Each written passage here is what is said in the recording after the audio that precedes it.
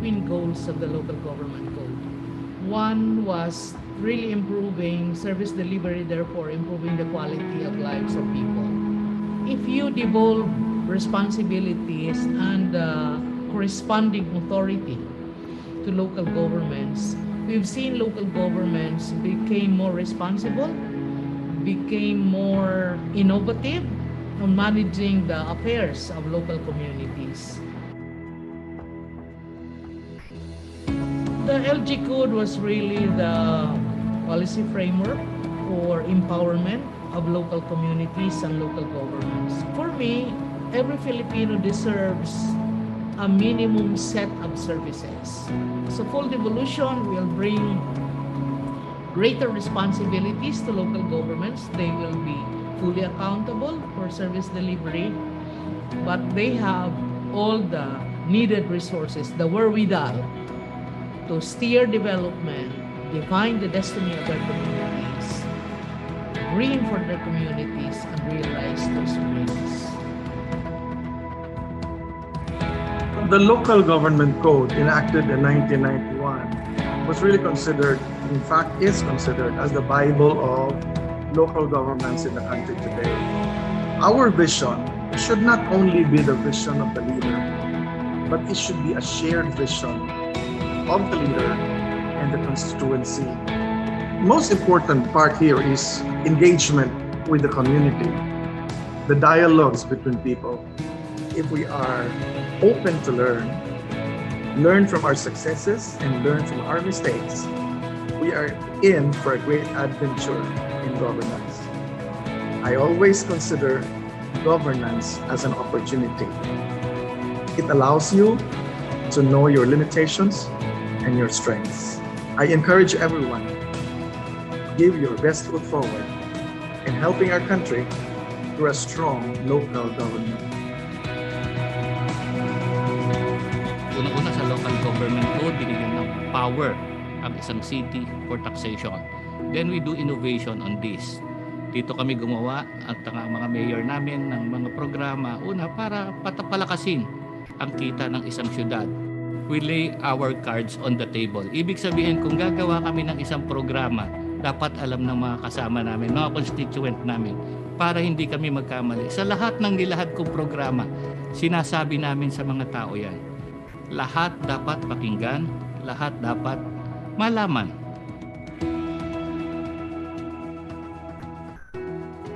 We consider the code not just as a legal instrument. It's a blueprint of development for the country.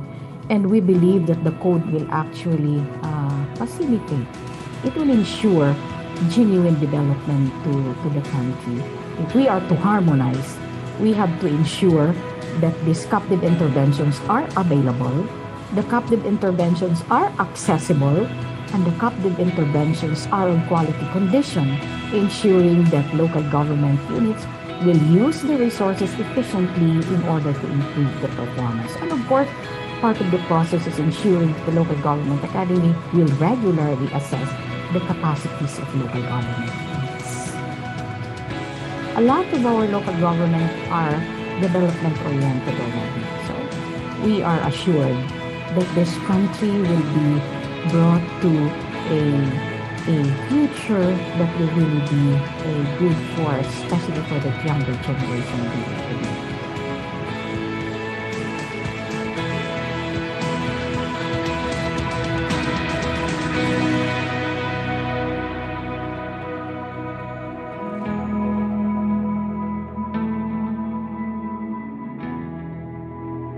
So to all our local government units, our local government officials, this is a journey of a lifetime. The dream, the spirit behind the local government code is being actualized, will be actualized in 2022. We're preparing actually. This is an opportunity for us to better serve our constituents with the resources and the responsibilities that will be transferred to you. And I know with the types of leaders that we have now, that spirit of the local government code will actually be accomplished. So to all our local government officials, we are behind you. The Local Government Academy is always behind you in your capacity development requirements. And also, we trust that together we can actually achieve this dream of a lifetime of local government units to really serve their constituent better.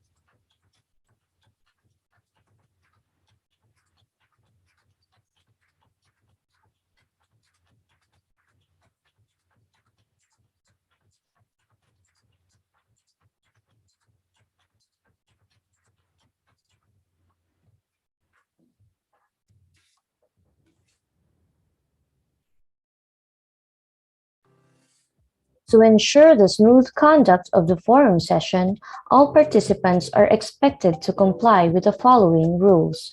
1. Please make sure that you logged in using the email address you provided during the registration. 2. Your full name must be reflected on your account name. Otherwise, please rename by clicking More beside your name in the participants list. You may also chat in your full name and the chat moderators will assist you in renaming your account. 3. Don't forget to click the Join Audio button to ensure that you can clearly hear the speakers. 4. Kindly ensure that your video camera is off and your microphone is on mute. 5. Please make sure to accomplish the feedback form. The link and the QR code will be flashed on the screen before the end of the session. If you are a Zoom participant, you must stay online for at least 1.5 hours. If you are a Facebook viewer, please comment down your full name, position, and organization 3 times. First, when you start watching. Second, when the chat moderators ask you to comment during the session. And third, when the technical host flashes the link and QR code of the feedback form before the session ends. Thank you.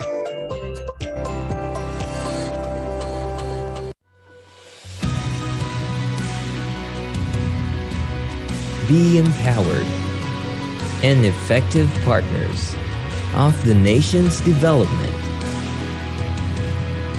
Take part in building a promising future for our communities.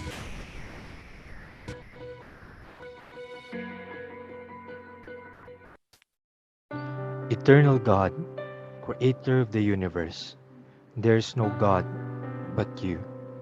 Great and wonderful are your works, wondrous are your ways. Thank you for the many splendored variety of your creation. Thank you for the many ways we affirm your presence and purpose, and the freedom to do so. Forgive our violation of your creation. Forgive our violence toward each other. We stand in awe and gratitude for your persistent love for each and all of your children. Grant to all and our leaders attributes of the strong, mutual respect in words and deed, the strength in the exercise of power, and the will for peace with justice for all. Grant us success in our endeavor and for the success of this activity, so that we may bring honor and praise to you. Eternal God, creator of the universe, there is no God but you. Amen.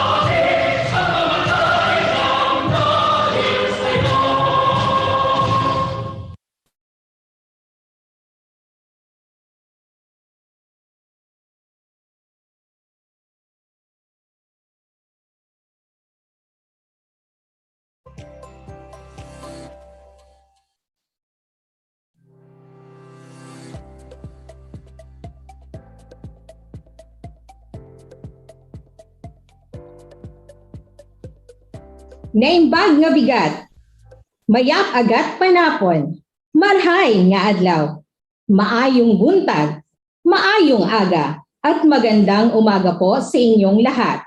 And welcome to the Philippine Local Governance Forum 2021 with the theme, The Wonders of Devolution, 30 Years of Strong and Empowered Local Governments. I am Recording Dorothy in progress. from DILG Caraga. This October, we are celebrating the Local Government Month and the 30th anniversary of the Local Government Code.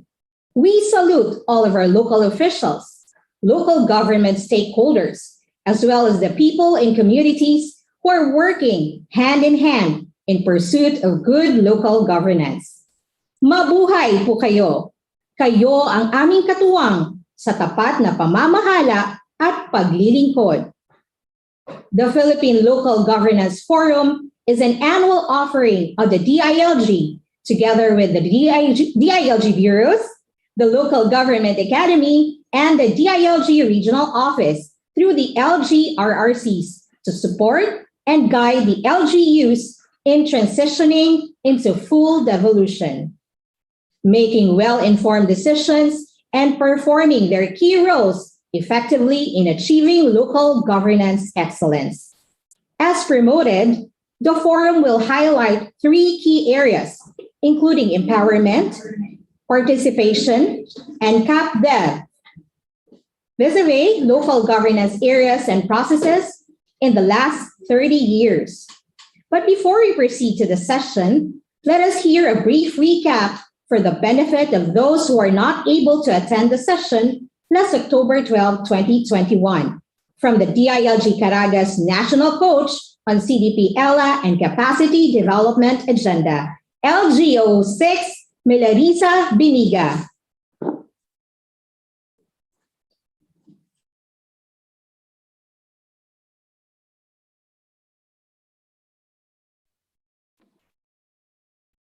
Thank you, Ms. Jill.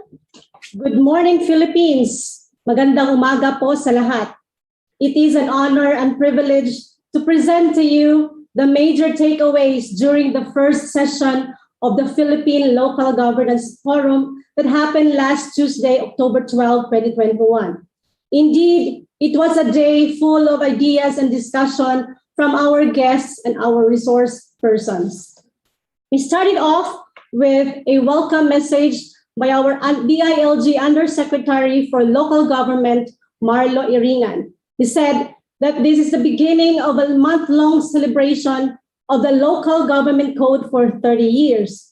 He also added that the Local Government Code is a miracle, a testament that local government units are not just bystanders. We now have empowered LGUs, and it is our task to harness their potentials.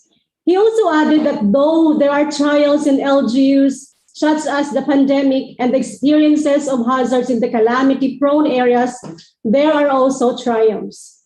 On 2022, the Supreme Court ruling on Mandanas will be implemented. Thus, let us prepare on what the future holds.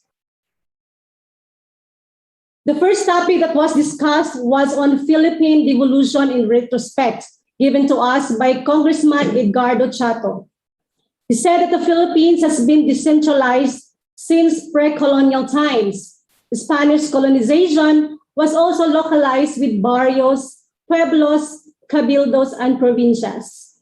Before the Local Government Code was passed in 1991, there have been several legislations that tackled decentralization, like the Local Autonomy Act, the Barrio Charter Act, Decentralization Act, and the Local Government Act of 1973. At ngayon sa RA 7160 or the Local Government Code of 1991 transfers the responsibility of various basic service delivery aspects to local governments, as well as certain regulatory and licensing autonomy. Devolution has also allowed for the separation of executive and legislative functions within LGUs, empowered LGUs to manage their own resources and gain taxing powers, and the ability to form leagues with shared goals. The Mandalas-Garcia ruling addresses the fund resource scarcity, yet revisions to RA 7160 must still be made. Executive Director Thelma T. Vicina introduces the forum's theme and gave an overview of the Local Government Month celebration. She said that the Philippine Local Governance Forum is an annual celebration to honor the remarkable contributions of the local government units and other local stakeholders toward nation building. With the theme, The Wonders of Devolution, 30 years of strong and empowered LGUs, we celebrate not only the anniversary of the passage of the Local Government Code, but also the ongoing multi-stakeholder efforts toward full devolution in 2022. This year's forum emphasizes three key elements of governance, that is, participation, empowerment, and capacity development. And she added that we, the DILG, LGA, and LGRRCs, will feature 5 online sessions throughout the month of October on the full devolution, along with the national and international local governance synergies. Of course, our Secretary of the Department of Interior and Local Government, Sir Eduardo Anyo, gave an inspirational message on DILG's preparation and ways forward for full devolution. He said that the Local Government Month symbolizes the vital role of LGUs in this epoch of problems, especially with COVID-19. Every single one stood witness to fight these challenges. LGUs and partners uplifted the communities in realizations of their goals need to be commended as they become harbingers of the greater and brighter things to come. With the elections coming, LGUs will be engaging also with election complaints. And with 22 fast approaching, we must put our hands to LGUs, especially in the preparation for devolution.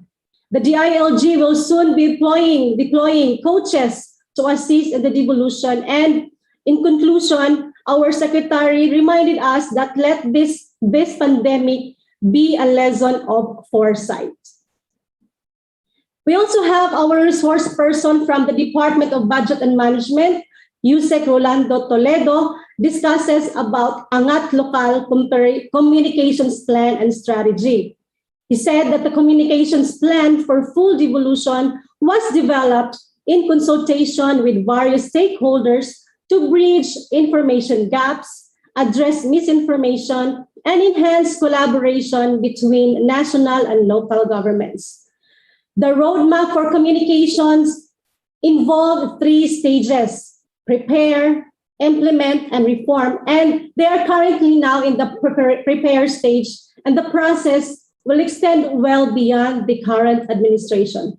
He also emphasized that the Angat Local Communications Plan aims to ensure that the key stakeholders are on board and that challenges are addressed well. It uses empathetic messaging themes to gain support from the national government, LGUs, and the public. In fact, they have promoted the official hashtags of the department: hashtag full devolution, hashtag full autonomy, hashtag local empowerment. And on the session, we have the Leaders Dialogue, recognizing the integral role of leagues in good governance. So these are the major takeaways from the leagues of local governments during the open forum. One is with the premise of more resources also comes more challenges and expectations from LGUs to full devolution, especially with the upcoming election. There is great excitement and opportunities as well. And then another is that no man and no LGU is an island. We need to work together to improve the lives of the people. Through the leagues, we can forge partnerships and strategic collaborations, not just in combating the pandemic, but also for the 2022 full devolution. The DILG and DBM cannot inform everyone of the full devolution guidelines. Thus, it is the role of the leagues to bridge this gap in information. Leagues must likewise remain vigilant in the computation of fund allocations for LGUs. We have our resource person from the League of Cities of the Philippines, from Mayor Evelio Leonardia, on how we recognize the integral role of leagues in good governance. He said that we saw how local government has flourished all these years. We've seen that the LGUs have been a very significant and substantial contribution to our nation building. The local government code is what has changed the ball game that has propelled us to here we are today. From the League of the Municipalities of the Philippines, we have Attorney Cynthia Falcotelo Fortes, which he said, with EO 1338 now be implemented, we cautioned LGUs to not mistake forests for the trees. The supposed manna from heaven comes with added deliverables. However, let us look at the bigger picture that beginning on 2022, LGUs, regardless of income classification, have the fiscal resources to better their services. Then the League of Provinces of the Philippines, Executive Director Sandra Paredes, with hashtags nataas na, hashtag natama na, hashtag natagalan lang by 30 years, she said that for 2022 and beyond, we are steadfast in our commitment to protect the aims we have achieved for devolution and centralization. We'll continue to be an effective partner of the national government for forum and intervention to help ensure progressive policies and programs for the national government in pursuing good governance. From the Liga ng mga Barangay, Honorable Eden Pineda, she also said that the operative principles of decentralization shall guide the formulation of policies and measures of good barangay governance. We know in the barangay that being effective and efficient is a matter of choice. When we fully focus, we are able to deliver. It is never about how difficult a situation is. It is about how we focus on things that really matter. And of course, from the ULAP, Governor Dax Kua, he said that the local government code has brought a world of opportunity for our localities. LGUs directly serve the people and are the outlets of the bureaucracy on the ground. Therefore, we are the face of the government to the people. There are still many opportunities for us to unlock with the local government code reaching 30 years since its passage.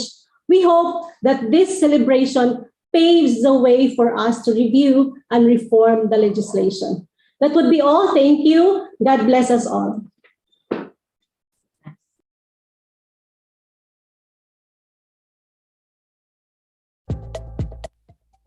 Thank you, Ma'am Milkin. Today, we will start with a session entitled Unveiling the Power Devolution Towards Empowered LGUs. We have invited the best resource persons to impart ang kanilang mga natutunan at ang kanilang mga istorya sa larangan ng good local governance. Our first speaker shall discuss the best ways on how to efficiently allocate resources in time with the full devolution.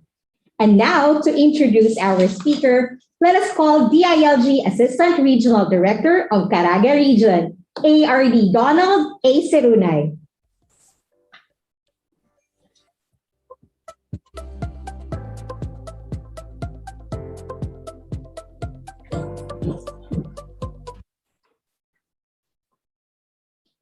It is of great honor and privilege to introduce to you our resource speaker for today.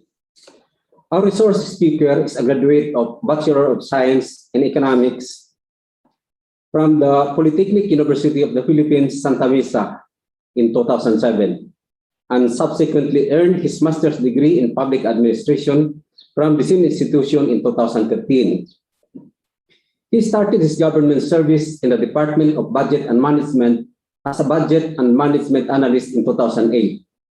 Then he rose from ranks as to who he is today. In 2019, he was conferred as a new career executive service eligible. He has taken important roles in developing public financial management tools for local government units, such as Public Financial Management Assessment Tool for LGUs, Handbook on the participation of the civil society organizations in the budget process, Budget Operations Manual for LGUs, Manual on the setting up and operations of local economic enterprises, and Internal Audit Manual for LGUs. He took the lead in the preparation of local budgeting and expenditure management policies for the implementation of LGUs and in the administration of allocation to LGUs under the General Appropriations Act. He also serves as a competent resource person in various capacity building programs relative to local budgeting and expenditure management for LGU personnel. Ladies and gentlemen, help me welcome the Director of the Local Government and Regional Coordination Bureau of the Department of Budget and Management, Director John Aris is Makaspa. Thank you very much for that introduction, ARD Donald. To Executive Director Telma P. Vecina of the Local Government Academy, and to our colleagues from the DILG Central Office, and to the regional offices 2 and 13, especially to Regional Director Liusen, and to Regional Director Formacion, and to the officials and personnel of the national government agencies present in this forum, and of course to our officials and personnel of the local government units, the local chief executives, the members of the local sanggunians, and to the heads of the various local government departments, to our partners, the civil society organizations. Good morning po to all of you, and thank you very much for having us here to convey and relay some updates when it comes to the resource allocation of the local government units. And first and foremost, I would like to greet all of you, our colleagues, especially from the DILG. Happy 30th anniversary of the Local Government Code of 1991. For the past 30 years, many things have already happened, and we see the development at the local level. So we hope that the local government units will continue to implement policies, measures, and to continue practicing good governance for the benefit of our respective constituents. So today, I will be presenting the discussion on the resource allocation efficiency in the last 30 years. But for purposes of this session, I will zero in on the preparation of the 2022 local budgets of LGUs, which, as you know, is the pilot year of the implementation of the Supreme Court ruling on the Mandanas-Garcia case, which will also result to a corresponding devolution of responsibilities, functions, and services to the local government units. So next slide. If you have attended, I'm sure many of you, if not all of you, have attended the regional orientations, the national orientations, fora, workshops conducted by the national government agencies like the DBM and the DILG relative to the implementation of the Mandanas ruling. And I'm sure many of you have already seen this slide of my presentation. The internal revenue allotment of the LGUs, which will now be referred to as national tax allotment starting 2022, and the corresponding fiscal impact of the Supreme Court ruling on the Mandanas Garcia case. As you know, in 2018, the Supreme Court rendered its decision on the consolidated petitions filed by then Governor or by then Congressman and now Batangas Governor Hermelando Mandanas of the province of Batangas, and the late Governor and Congressman Enrique Garcia of the province of Bataan. Essentially, the Supreme Court directed the national government to change the basis of the computation of the just share of the LGUs to all national taxes, including the collections of customs duties by the Bureau of Customs. So it will have a corresponding fiscal implication. Okay? Presented graphically on these slides, the expansion of the base of the computation of the ERA or NTA before and after the Mandanas ruling. So before, the ERA or NTA is computed only based on national internal revenue taxes. So consistent with the formula under the local government code, 40% goes to the LGUs as their ERA, and the remaining 60% is left to the national government. But after the Mandanas ruling is implemented, the NTA shares of the LGUs will now be based on all national taxes, and it will not just be confined to national internal revenue taxes. So this effectively means expansion of resources transferred from the national government to the local government units. Now, when it comes to the nominal figures, next slide. Okay, so in 2021, the NTA share or the ERA shares of the LGUs is 695.49 billion.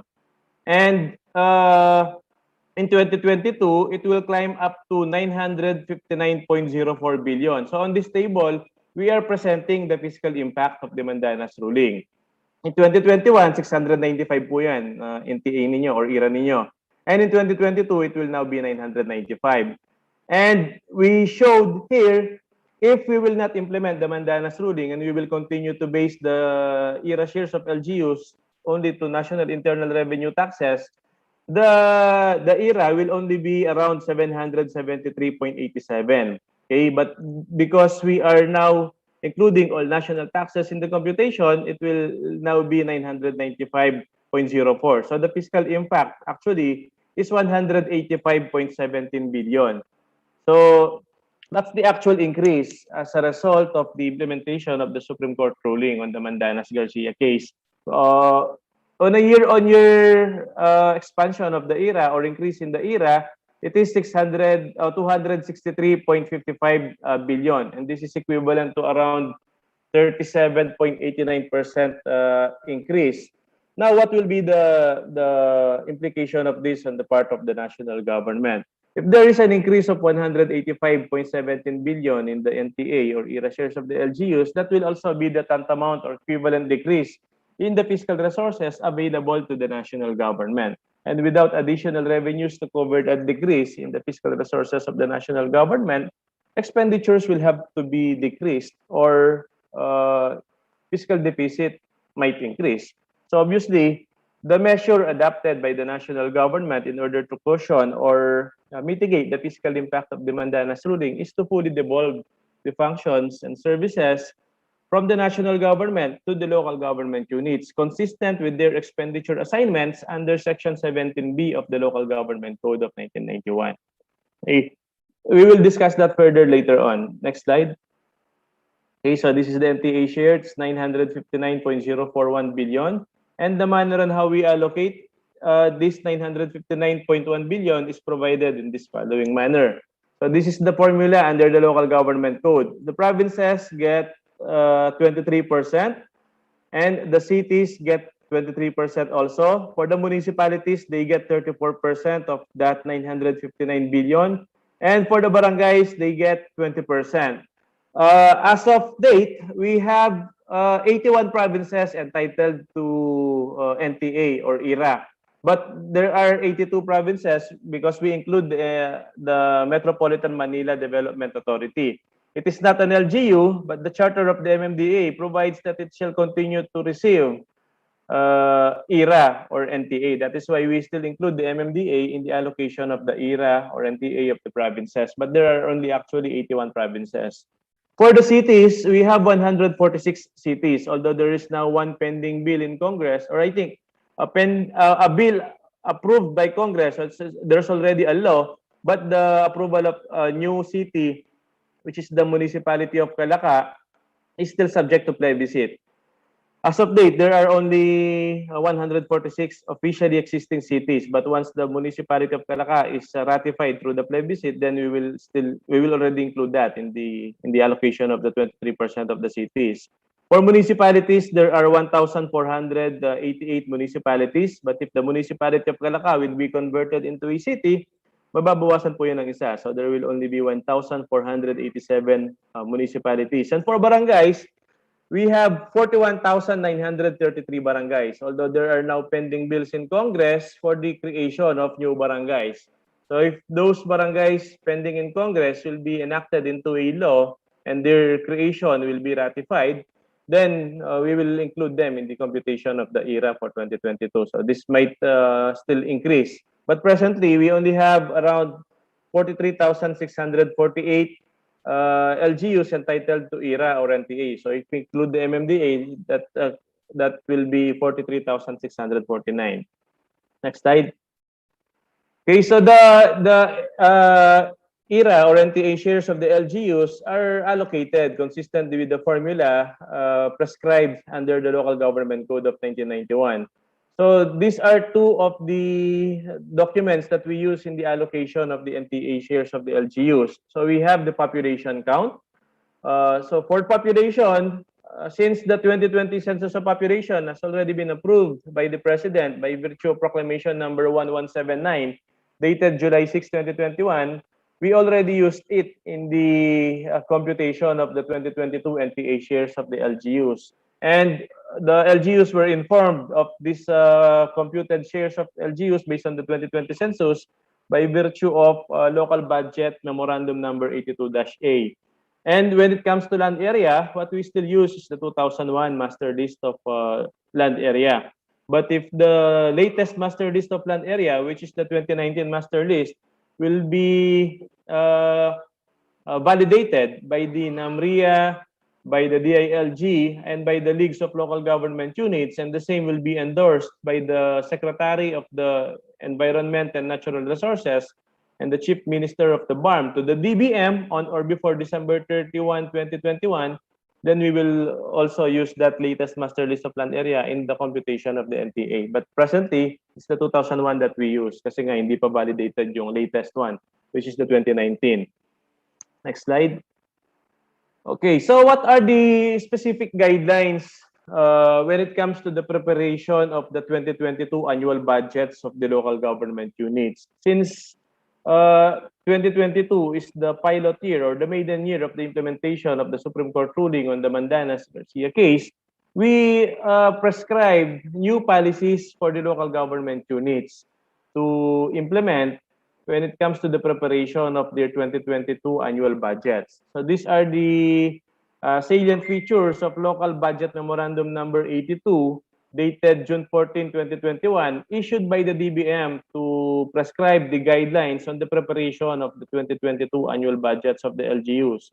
So first, we highlighted the salient features of the Executive Order number 138, which provides for the full devolution of functions and services from the national government to the local government units in order to mitigate or cushion the fiscal impact of the Mandanas Garcia ruling. So the specific roles and responsibilities of the local government units with regard to the implementation of the Mandanas ruling are provided under that local budget circular or memorandum.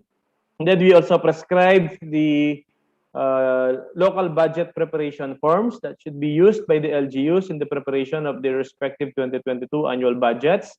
Then, since the pandemic is not yet over, we still encourage the local government units to take into consideration the impacts of the COVID-19 pandemic in their budget preparation. Then there are also proposed policies with regard to PS limitation. So if you will implement new programs and projects as a result of the full devolution, then it may necessitate the creation of new positions. And since the PS limitation is one of the most common impediment of the LGUs when it comes to the creation of position, we also introduced new policies in the National Expenditure Program submitted by the President to Congress that will hopefully resolve the problem of PS limitation of the LGUs. Then we also have the guidelines on the monitoring and evaluation to be conducted by the national government agencies for the local government units. And the other programs and projects that should be considered and prioritized by the local government units based on existing laws and policies. So let's go to the first salient feature of this guidelines on the preparation of the annual budgets of the LGUs. The implementation of the Supreme Court ruling on the Mandanas Garcia case. Next slide. Okay. So with the increase in the NTA shares of the LGUs, it is expected that the LGUs will now be primarily responsible for the delivery of the devolved services as prescribed under the local government code. So the provision of these basic services and facilities devolved to the local government units under the local government code must be fully devolved to the LGUs, considering that the resulting increase in their era will result to a significant decrease in the amount of fiscal resources available to the national government. Now, the LGUs should not just see this as additional responsibilities, as additional functions, as additional work or additional tasks, but the LGUs should see this as something that will further strengthen their local fiscal autonomy. And on the part of the national government, of course, we want this to ensure fiscal sustainability and also to put an end to the long withstanding problem of duplication of responsibilities and financing between the national government and the local government units. So with the increase in the NTA shares of the LGUs, we see this as a unique opportunity to already hand over to the local government units the delivery of the functions and services which in the first place have already been devolved to them by virtue of the Local Government Code of 1991. So we also acknowledge that you do not just devolve certain functions and services. While these are already provided under the Local Government Code as among the functional or expenditure assignments of the LGUs, we cannot just transfer services from the national government to the LGUs overnight. So we have to get the LGUs ready when it comes to the implementation of these services and functions. And that is why the national government, through the DBM, the DILG, the DOF, and the NEDA, prepared an executive order that will set the tone for the devolution, or that will ensure the smooth transition of the full devolution of functions and services. Next slide. So a draft executive order was submitted by these agencies, by these oversight agencies, to the Office of the President in June 2021. And that proposed executive order was signed by the President, and it was numbered Executive Order number 138, and it was dated June 1, 2021. These are the salient features of the Executive Order number 138 issued by the President.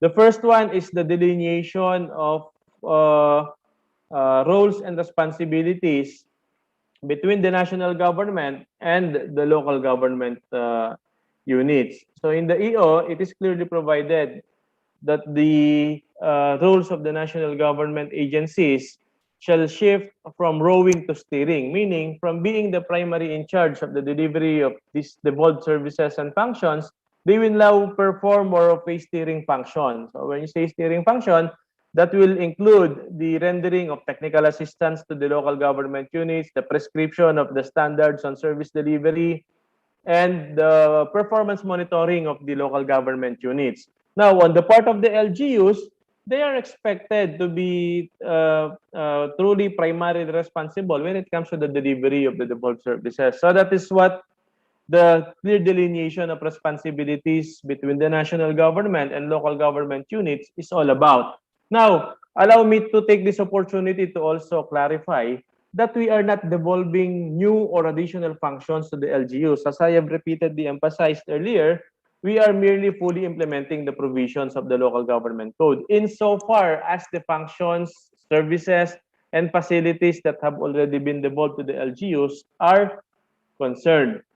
So, I want to make that clear. Hindi po bagong mga services yan. Nasa LGUs na yan, but the national government continued to implement them even after the implementation of the Local Government Code in view of the lack of technical and financial capacity of the LGUs. But with the implementation of the Mandanas ruling, the LGUs are expected to have an increase in their financial resources. And as I have mentioned earlier, this is a unique opportunity to already hand over to the local government units the delivery of these devolved functions and services.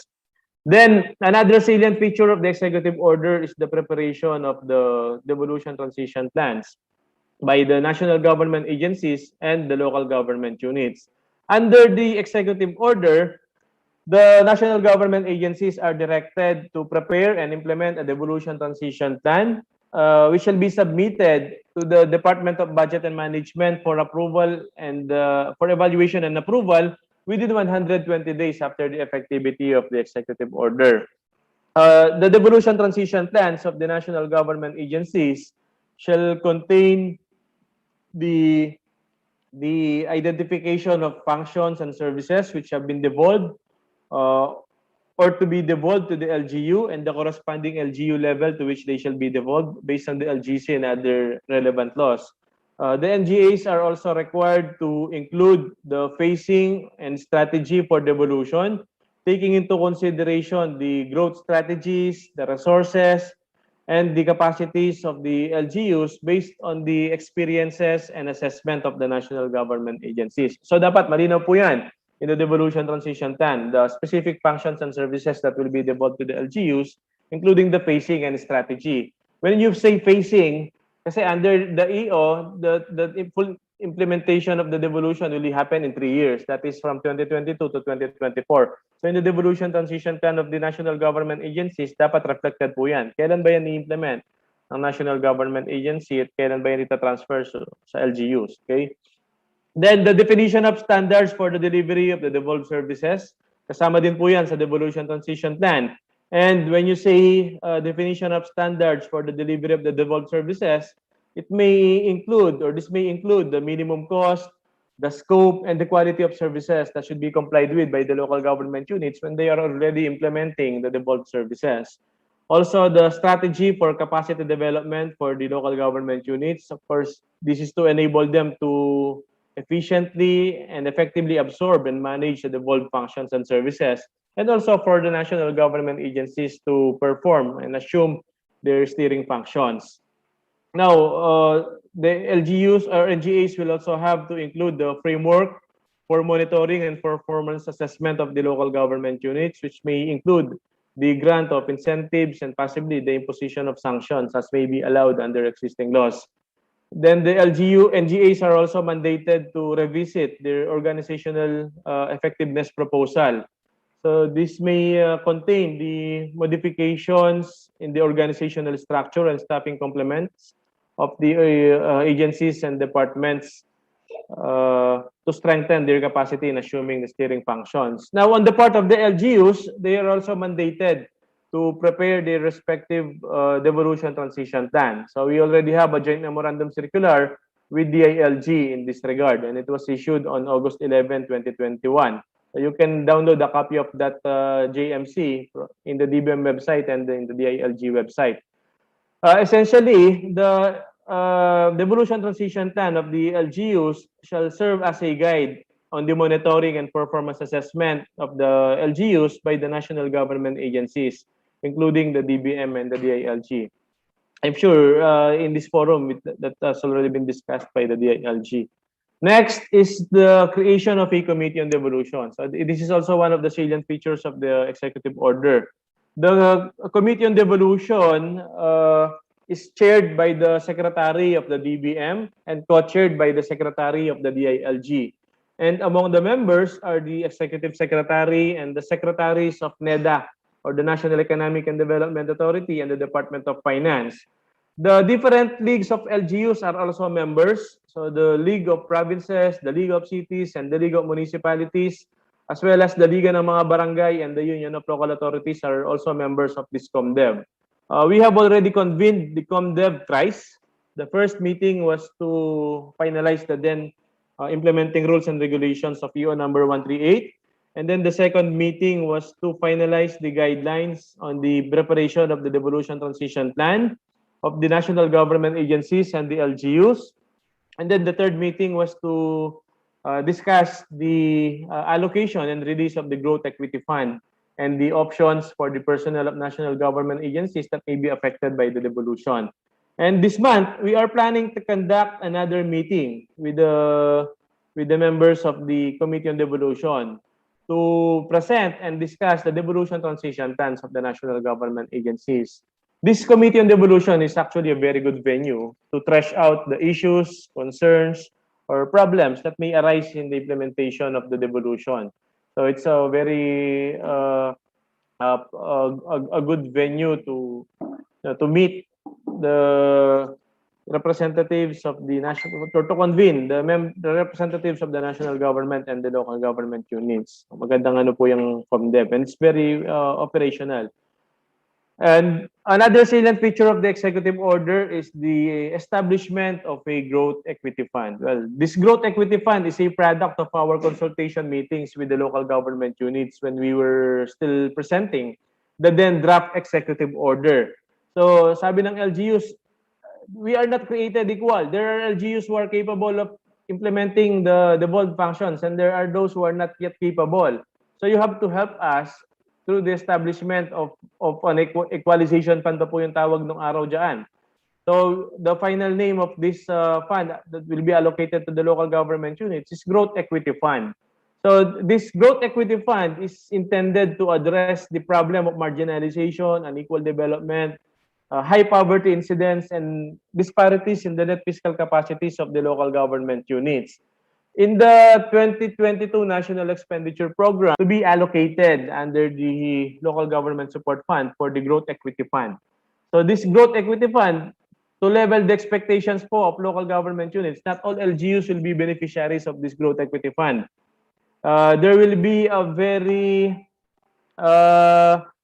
parang focused LGUs when it comes to the allocation of the Growth Equity Fund. So this fund will cover the funding requirements of programs, projects, and activities of the poor, disadvantaged, and lagging local government units to gradually enable them to fully and efficiently implement the devolved functions and services.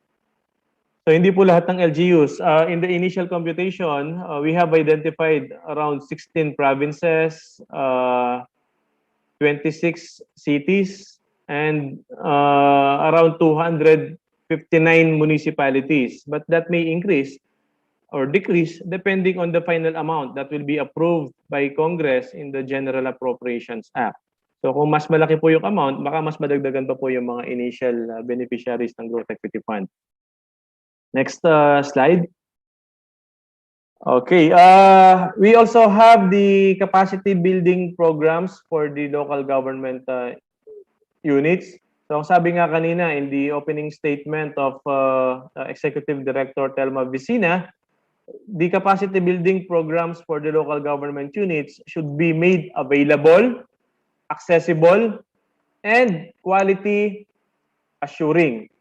So in view of the devolution of certain functions from the national government, the LGUs are mandated to prepare their respective capacity development agenda. And the capacity development agenda of the local government units will be formulated based on the assessment framework and guidelines issued by the local government academy which is under the DILG. And they should also be guided by the strategy for capacity development of the LGUs as contained in the devolution transition plans of the national government agencies.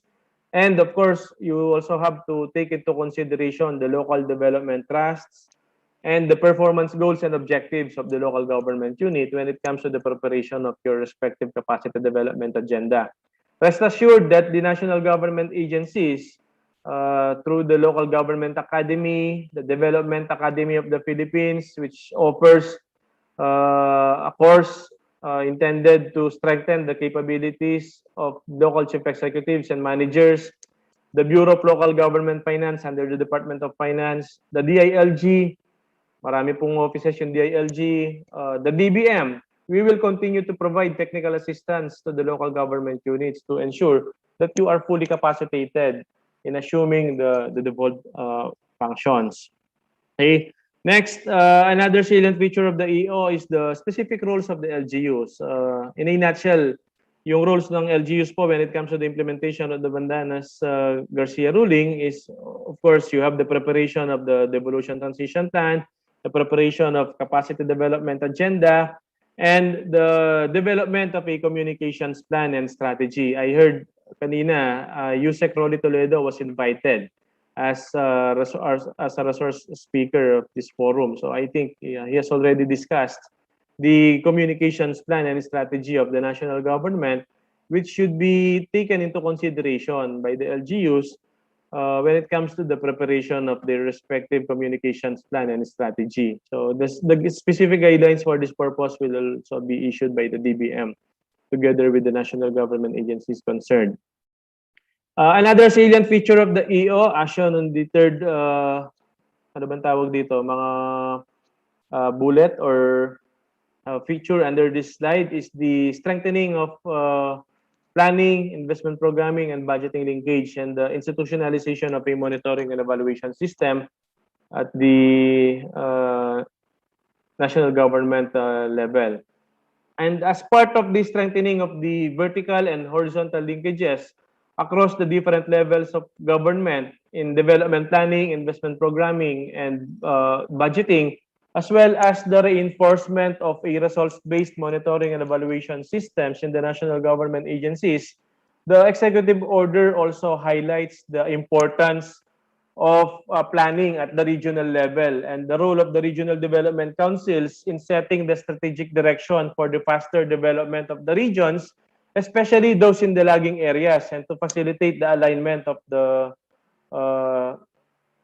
local development plans and land use plans of the LGUs with the goals, objectives, and targets of the national government as reflected in the updated Philippine Development Plan and the People's Investment Program. So malinaw din po yan under the executive order. We want to strengthen the planning, investment programming, and budgeting linkage, and to ensure the alignment of the plans and investment programs of the LGUs with those of the national government as embodied in the Philippine Development Plan and the People's Investment Program. And then the options for the affected personnel. So malinaw din po yan under the EO. The personnel of the national government agencies that may be affected by the devolution will have the option to transfer to the other units or offices within the department or agency to which they presently belong. Then they can also transfer to the other agencies within the executive branch, or they can retire or separate from the service, and they can avail of the retirement benefits and separation incentives provided under the EO. And subject to the discretion of the LGUs, they can apply to vacant positions in the LGUs, provided that their reemployment in the LGU shall be considered as a new entry to the civil service, and they will be subject to the compensation system and salary schedule being implemented by the LGU that may absorb them. And again, let me take this opportunity to make this clear. There's also a common misconception sa mga maraming local government units that they will be forced to absorb certain personnel from national government agencies. Hindi po totoo yun. Wala pong mangyayaring forced transfer of national government agency personnel to the LGU. The transfer of personnel from the national government agencies to the LGU should be mutual on the part of the transferee and on the part of the LGU. Kailangan gusto magpalipat ng tao sa LGU at gusto rin siyang i-absorb ng LGU, but there will be no forced transfer. And there will also be no involuntary separation, termination, or layoff of permanent personnel of the national government agency concerned. So in case gusto pong lumipat ng tao sa LGU, kailangan mag-separate muna siya from his or her mother agency. And bago siya lumipat sa LGU. And once he or she transfers to the LGU, his entry shall be considered as a new entry to the civil service. And dapat, kung ano po yung salary schedule na ini-implement ng LGU, yun po yung susundan ng personnel na yon. Okay? So I think that's clear. Next slide. Okay, so that's all for the Supreme Court ruling on the Mandanas Garcia case, which is also one of the highlights of Local Budget Memorandum number 82 when it comes to the preparation of the 2022 annual budgets of the LGUs. Now, next slide. Okay, so we have also prescribed the local budget preparation forms. So pare-parehas lang naman po yan under the Budget Operations Manual, although we improve year after year the local budget preparation forms in-implement po namin for the LGUs. So you can obtain a copy of these local budget preparation forms from the DBM website. Although ngayon, baka tapos naman na po yung budget preparation ninyo because the local chief executive is mandated to submit his or her proposed budget to the local sanggunian on or before October 16, di ba? So ano dang date ba ngayon? 14. So you only have 2 days. I'm sure alam niyo na po yung mga local budget preparation forms na to. Next slide. The impacts of the COVID-19 pandemic. Of course, the LGUs are still advised to align their development plans, investment programs, and budgets to the economic and social plans and strategies adopted by the national government in relation to the coronavirus disease 2019 or COVID-19 pandemic. And given the uncertainty as to when the COVID-19 pandemic will finally end, the LGUs are encouraged to continue to provide funds for COVID-19 related PPEs and expenses as may be necessary. With the approval of the use of the vaccine and the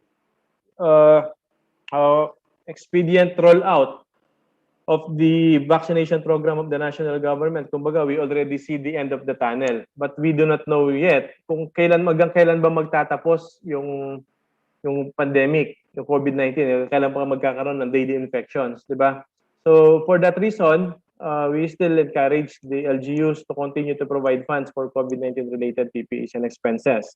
And hindi naman po natin dinidiktahan yung mga LGUs na ito yung dapat ninyong providean. But we encourage them that the PPEs and expenses shall be those that are really complementary to what the national government provides. So among these PPEs and expenses that may be provided by the LGUs are those related to the prevention of the spread of the COVID-19, of the virus, the provision of basic services to the affected population, like yung mga pag-provide po ng mga assistance, relief goods, and other essentials, diba, or necessities ng mga population. Then the necessary support to frontline workers, the procurement and administration of COVID-19 vaccines and ancillary supplies and services. So the national government naman po, siya yung nagpo-provide halos, but the LGUs are not prescribed from procuring and administrating the COVID-19 vaccines, but of course subject to the provisions of the COVID-19 Vaccination Program Act of 2021 or RA number 11525. So nakalagay po sa batas na yon that the LGUs may enter into a tripartite agreement between the national government agency through the DOH and the COVID-19 supplier. So pwede po kayong bumili rin ng inyong vaccine, but it should be through that agreement as provided under the COVID-19 Vaccination Program Act of 2021.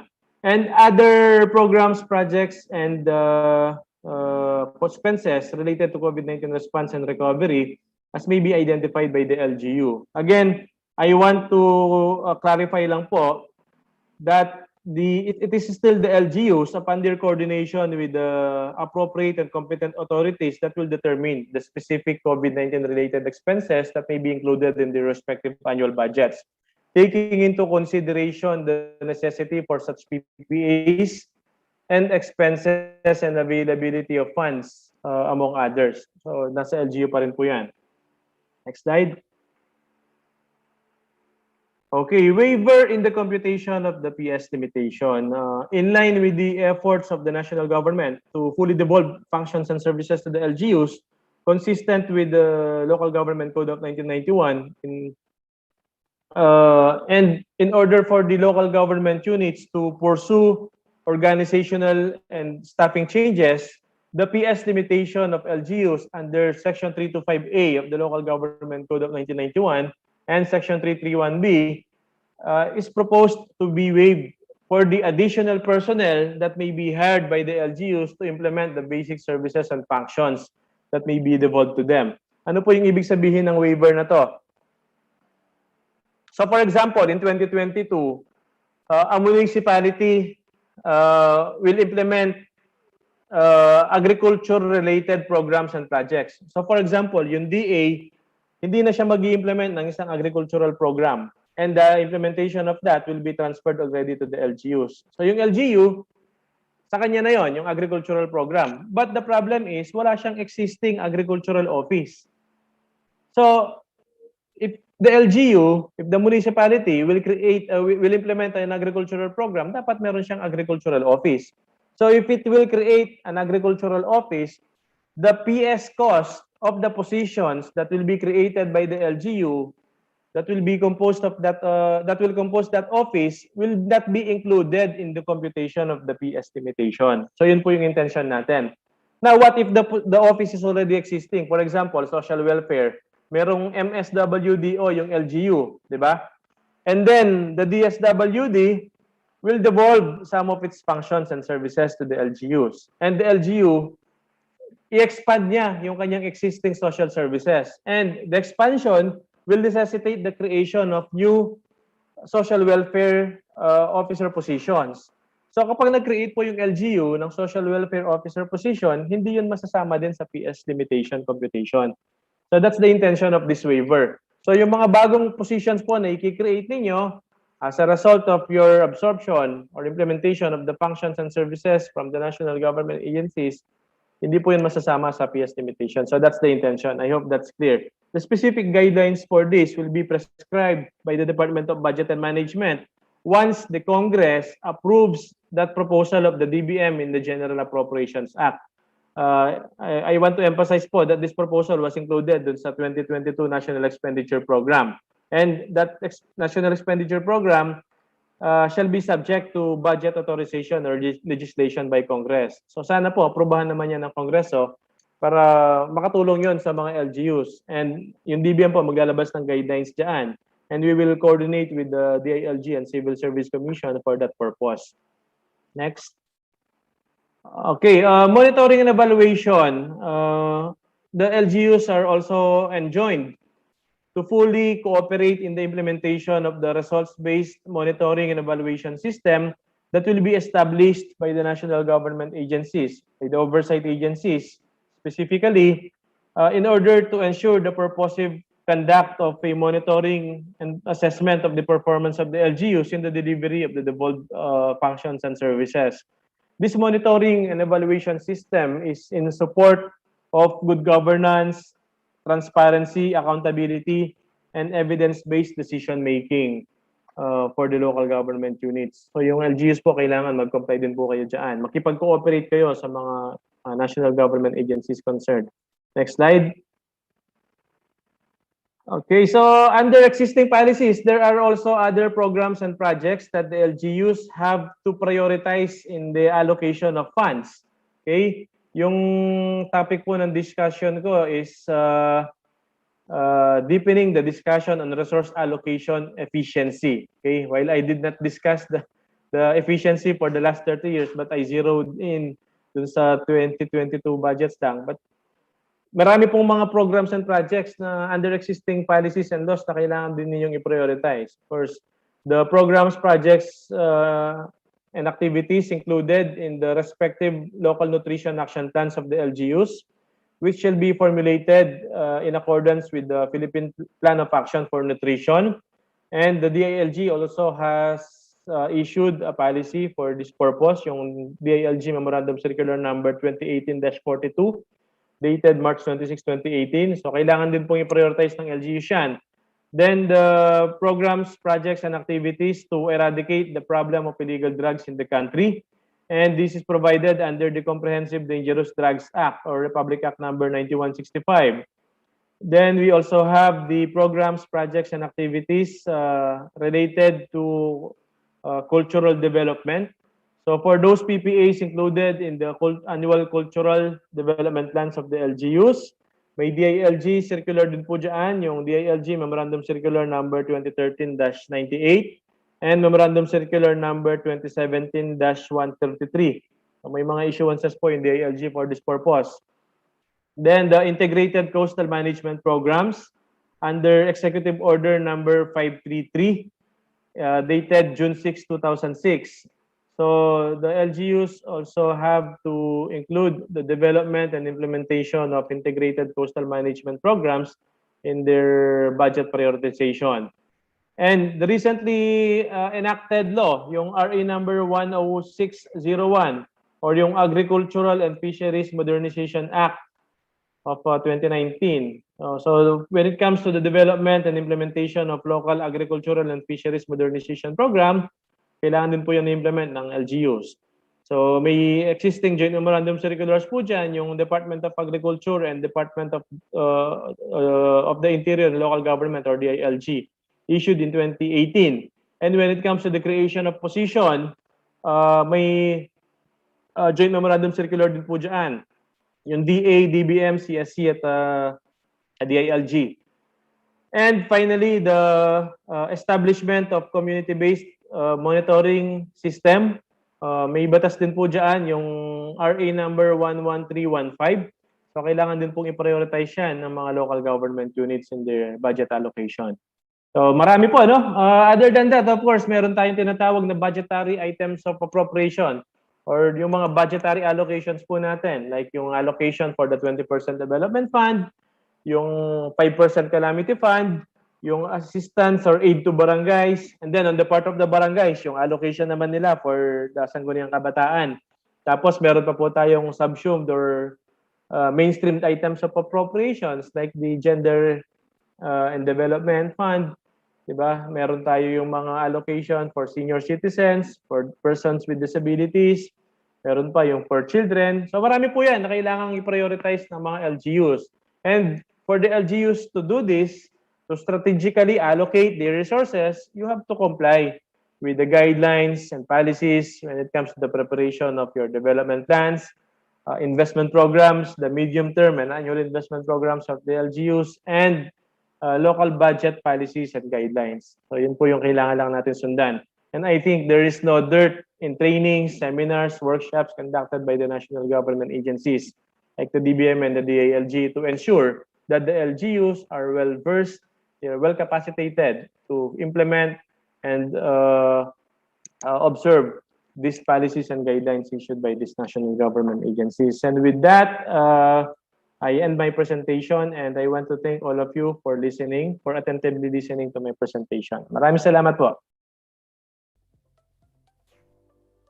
Maraming salamat po, Director John Aris S. Macaspac of DBM. The increase in the national tax allocation gives additional elbow room for LGUs to fund more basic services for their constituents. The challenge now is how will LGUs prioritize these additional resources and improve their capacities to further improve their delivery of basic services.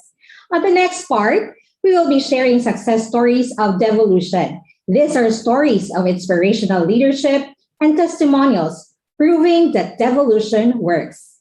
Despite the challenges, our local government units, with the guidance of the Local Government Code, have made valuable efforts to lead the solution of complex issues and bridge the gap between the government and the people. To start off with are the stories from my region, Caraga region, to share the best ways on how to efficiently allocate resources in time with the full devolution in 2022. Let us listen to the story from the municipality who transformed from a sleepy town back in 1990s to a bustling community at present, and one of the country's most improved LGUs in the 4th to 6th class category in terms of competitiveness in 2020, Libho, province of the Nagat Islands. Let us welcome the municipal mayor, Attorney Lamberto T. Llamera Jr.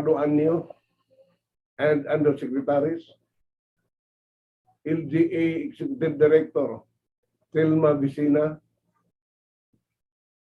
the ILG Carga Regional Director, Lelibeth A. Formacion, the ILG Dinagat Provincial Director, Domingo Bulabog, activity co-hosts, Bureau of Local Government Supervision, and the ILG Region 2, and today participants from local government units all over the country. Good morning. First and foremost, I would like to congratulate the local governance sector on the 30th anniversary of Local Government Code of 1991.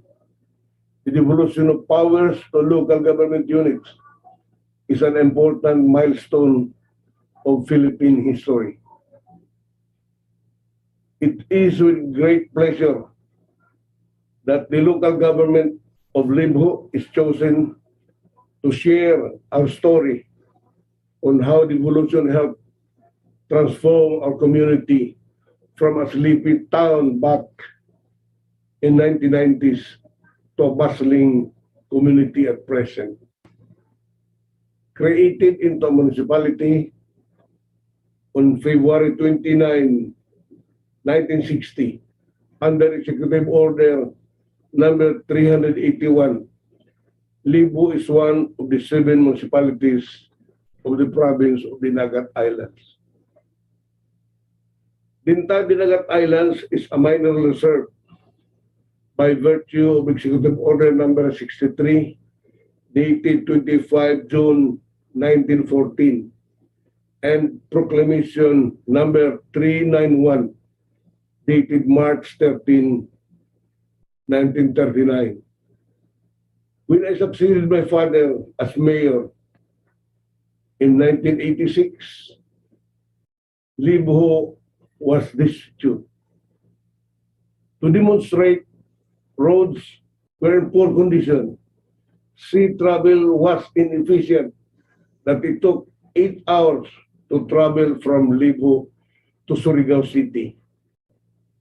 Electricity supply in the town proper was limited to 6 hours only daily.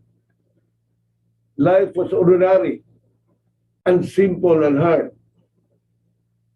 The situation is exacerbated by the fact that Libo is geographically isolated and was at the mercy of the national government. We must implement the programs that the national government thought were our needs. However, the people never lost hope that someday our situation will improve.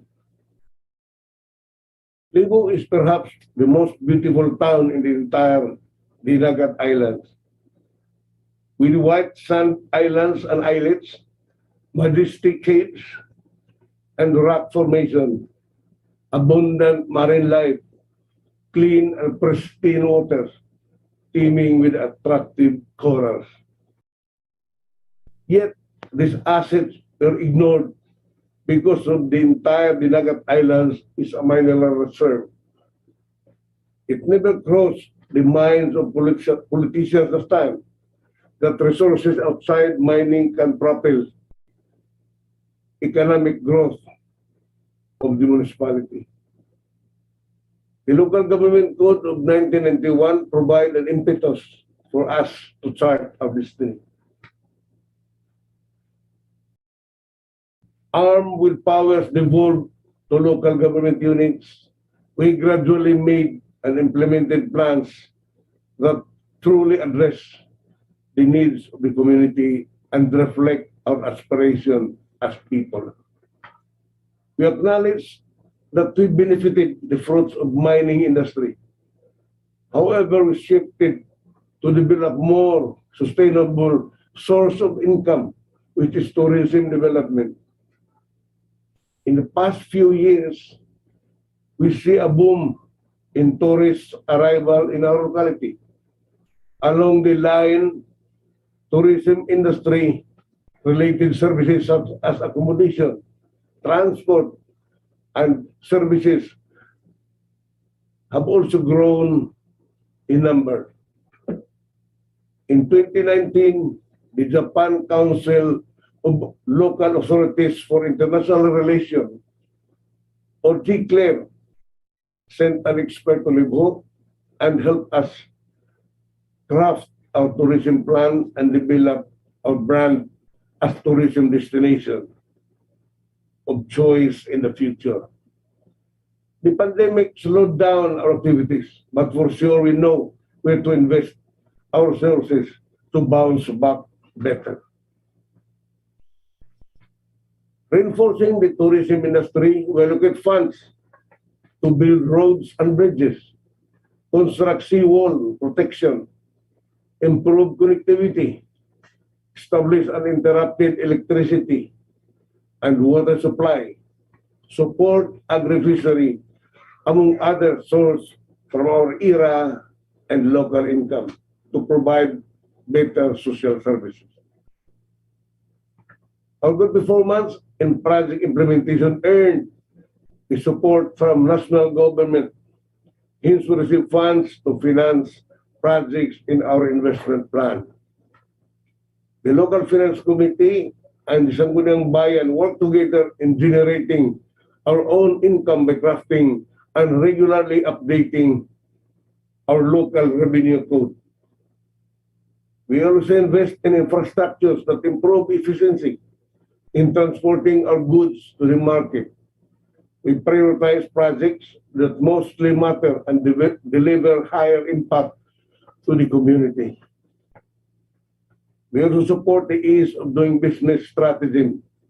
In 2020, we had the country's most improved LGU in the 4th to 6th category in terms of competitiveness. I think the secret of Libo's success is not engaging in too much politics.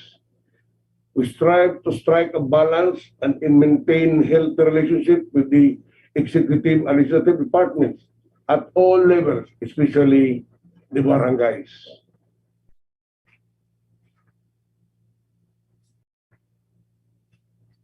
We encourage transparent in decision making with the participation of all stakeholders, especially the civil society organization. In my 3 decades of public service as mayor, I witnessed the transformation of Libo to become the center of tourism and agri-fishery in the province of Dinagat Islands. Devolution is an enabling factor that leads us to where we are today. Within the span of 30 years, we were able to mainstream tourism industry and potential source of income of the municipality. We create livelihood and employment opportunities outside mining.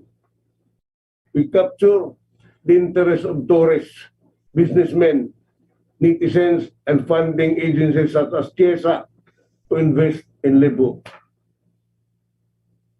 We improve road networks and connectivity of emerging growth centers to the town's tourism areas and central business district. We gradually increase local source income annually. We allocate resources to fund essential infrastructure such as flood control and protection. We secure adequate allocation of food production, disaster preparedness, and response to social services. Harness and strengthen support from civil society organizations and people's organizations.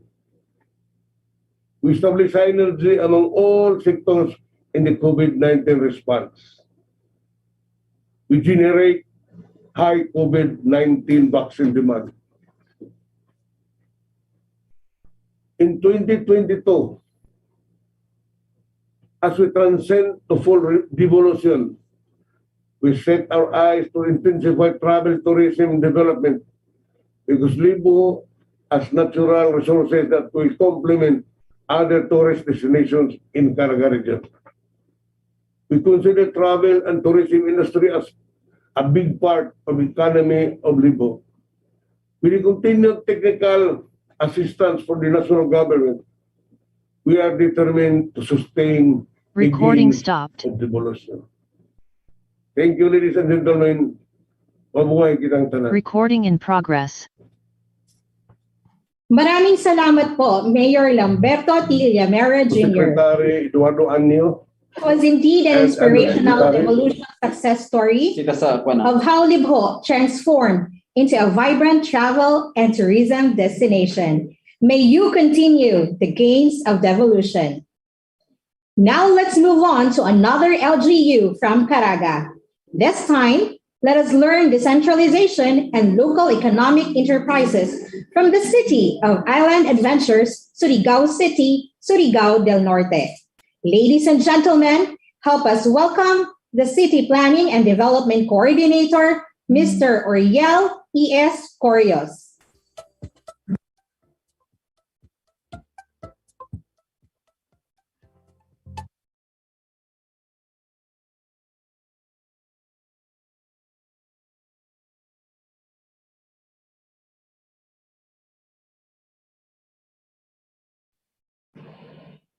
Mr. Orios, kindly unmute. Oh, yes, sorry. Good morning, everyone. And I would like to first greet the various officials from the national government agencies, from the DILG, DBM, and other NGAs, the elected local officials from the provinces, cities, municipalities, and the barangays, my fellow workers in the local government units, good morning. Allow me to share with you briefly our experience in so far as decentralization and development of local economic enterprises was concerned. This was started as early as in the 1992, when the onset and the implementation of the local government code of 1991. So if you look at the mandate of the local government code, of course, it gives us the responsibility to implement in the front line various devolved functions from the national government. But with it also comes a bigger share from the internal revenue allotment. That was before the Mandanas-Garcia ruling. So bigger resource allocation, but with more functions and a bigger organizational structure. But what really struck us most back then was we are given enough power and authority to develop our own plans, to come up with our own programs, and I highlighted this in bold letters, to create our own sources of revenues, not only the traditional taxes, fees, and charges, but alternative sources of revenues. So next slide, please. So way back in 1991 or the 1990s, our income really was just from traditional sources. That is for locally generated revenues. It's always business taxes and real property taxes. And these are not enough. Then we have at least two income generating facilities back then. It was an old public market, a temporary one, since the existing public market was gutted down by fire sometime in 1983. And in 1990, we still do not have a public market, a permanent one. Then we also have a rundown slaughterhouse that was operating before. These are all ill-equipped and inefficient in providing services, not only in terms of generating the necessary income, but really efficient and sanitary services. Then, of course, the third one is, this is common not only for us, but for all local governments and even for our country. But we all need to promote investments to catalyze urban growth and expansion, not only for that purpose, not only for physical development, but more in developing and establishing and creating income opportunities for our people. So what we did, next slide, please.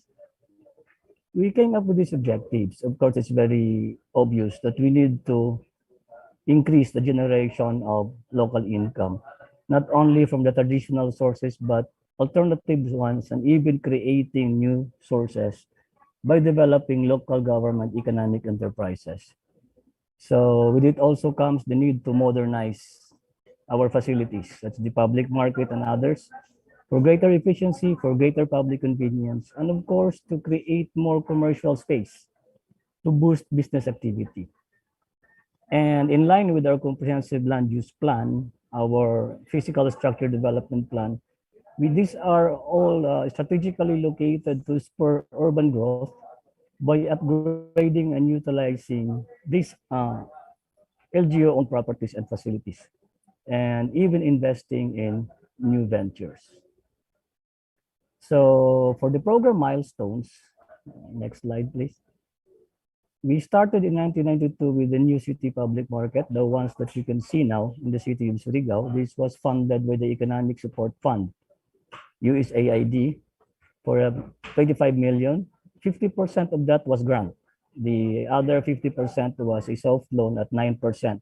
That was soft loan back then, the 9% interest rate, although it is much more lower now because we could get it from commercial banks at a low of 4% or even less. Then in 1993, we constructed the first commercial building in the city just right across City Hall and our city park. What is innovative in the implementation of this commercial building is the building actually cost around 5 million, but we introduced the goodwill money for would-be occupants of the commercial building. This is centrally located. We generated about 5.2 million from the goodwill money alone for the first floor, which we constructed first. And later on, we used the proceeds of this goodwill money to complete the 3-story building. Then in 1995, for those who are familiar with Surigao, in Barangay Lipata, the entry of the land transport connection between Surigao and Leyte, we have the Maharlika Training Center and Beach Resort, which was constructed in 1995. This provided for a training facility and at the same time a beach resort facility. Then looking into a more proactive and long-term requirement, we created through an ordinance the Economic Enterprise Department for the local government unit to manage our existing economic enterprises and those that would be forthcoming. Then with the help of the World Bank program on essential infrastructure and municipal development, this was the Premium Ed program. In 1997, we were able to establish our integrated land transport terminal for a cost of about 40 million. The loan component is 26 million, but the rider for it is the 30%. There is another 30% that can be used for other non-income generating facilities. So that is the grant component of the loan amount. Then in 2000, with the help also from the Department of Agriculture, we put up our new city slaughterhouse. This was the building, and in 2002, DA also helped us provide for the equipment for this slaughterhouse facility. In 2001, we have our second commercial building, constructing the first floor, and this was completed again in 2005.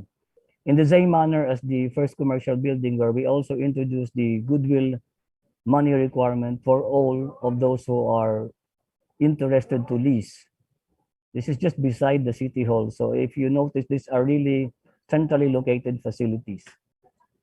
Then in 2007, looking at the evolution of these facilities, since there are already a lot of beach resorts and hotels operating in the city by this time, we look at it on the basis of coming up with a more simpler approach to operations, since practically the LGU is at a loss in competing and managing and operating a beach resort. So we came up with a better option for a leasehold agreement with Almond companies based in Butuan City to invest in the Maharlika Training Center and operate it for a long-term lease. So these free us from the aspects of the operation and management of the resort, and the amount of lease is also bigger than the net income that we are earning from the facility. In 2018, we have the award from the Performance Challenge Fund to the DILG, in line with our being considered as a passer of the then Seal of Good Financial Housekeeping. We constructed the third commercial building near the public market. Then this year, we are now set on implementing our first public-private partnership on the redevelopment of our old public market that was completed in 1992. This is being done with Primark Development Corporation, who is investing 800 million to construct a new public market, a 4-story public market in the old site. And even they would also be constructing a temporary public market as a transfer component during the construction phase of these facilities. So these are all program milestones that we have had. So how do we go on implementing that? Although I have already mentioned some of the approaches that we were able to undertake. We look at it on the basis of prioritizing the projects that we really need during that period in terms of urgency and available resources. So in 1992, there was the Economic Support Fund of USAID providing us a very, very lucrative and most beneficial package of a 50% grant for a loan component. So that's a 25 million project. We would only be paying around 12.5 million. It has already been fully paid to date. Then there's also the land transport terminal with a better package again offered. Then the rest are these are using various financing schemes like the introduction of the goodwill money, where we solicit funding. Practically, that's solicitation of funding in a legal way from the private sector, the business community, who would be leasing on these commercial buildings. So that is how we look at it on the basis of an innovative approach in project implementation. And we look at it also not only on the aspect of putting up the facility, but the continuing challenge of operating and managing it to the level that it will continue to meet the objectives of generating positive profit margins. So we evaluate, we continue to strategize as what we did with the Maharlika Training Center and Beach Resort. And now we even go into redevelopment as in the case of our present public market. This program transcended no less than 5 city mayors or 5 local government administrations from 1992 up to the present, and this was considered by Galing Pook as among the better local government initiatives way back in 1998. So next, please. So this is just a glance of how we operated and the contributions of these various economic enterprises through the years. So if you look at it from 1992, we just have a measly income of 4.2 million from economic enterprises. This increased to 26.2 million after 14 years in 2006. Then in the last 8 years, next slide, please. This is the recent one from 2013 to 2020. It reached a high of 37.8 million in 2019. The reduction in 2020 was brought about by the COVID pandemic, where it affected the operations of our land transport terminal. It partly affected also the operations of our public market and slaughterhouse. But the one that is really with the community restrictions and travel restrictions, the one that was badly hit was our land transport terminal. So what are the benefits in a nutshell? What do we get from the program? So we were able to establish a broader and diverse source of locally generated income from only the traditional real property taxes and business taxes that we were able to get. We have now income from local economic enterprises, and at the same time, it also boosted our income from business taxes and even from real property tax. Then we were able to reduce a certain percentage of our dependency with the then internal revenue allotment. We used to be 82% dependent prior to the program. To ERA, we are now averaging around 70 to 30 ratio between ERA and local government income. This is the lowest one we achieved was 68%, although we are still about 10 points short of our target if you look at the comprehensive development plan, where we target at least only a 60% dependency from national tax allocation. Then, of course, we were able to improve the service delivery component of our income generating facilities, particularly the central public market and our land transport terminal. We were able to enhance business and economic activities with the creation of additional commercial space and commercial buildings. And this catalyzed urban growth and expansion and helped build the achievement of the targets of the comprehensive land use plan or urban development pattern of the city government of Surigao. And this could best be explained with the next slide. If you look at the map, and the next slide, please, the city of Surigao. So on the north, there's the Lipata Ferry Terminal, and just a few meters from it is our Maharlika Training Center and Beach Resort. It helps spur development towards this area. If you look at these 3 arrows of development, is actually the 3-pronged linear development corridor direction of our urban growth and expansion. Then near the city airport is our then bus and jeepney terminal, which is now the integrated land transport terminal. Before that, there was nothing there, only the city airport. So when we relocated our transport terminal to that area, business is sprouted, real property escalated, the cost of real property along that area, but it also helped expand urban growth and expansion. And on the western side is a proposed industrial torque, which is actually a private-led endeavor by the then Pacific Cement Company. So this comes without no challenges. Actually, there are a lot of challenges that we were able to meet and probably achieve also and overcome through the years. Among those is really in coming up mobilizing and generating private sector support, especially with respect to coming up with our commercial buildings and of course, the public market and the transport terminal. Then second is in the operations and management component, the collection efficiency component, especially for our public market back then. We even copied the approach of our small-scale lenders, our Bombay brothers. We copied their approach of collection. We do the collection of rentals from the public market stalls on a daily basis. Then there is also the aspect of facility maintenance.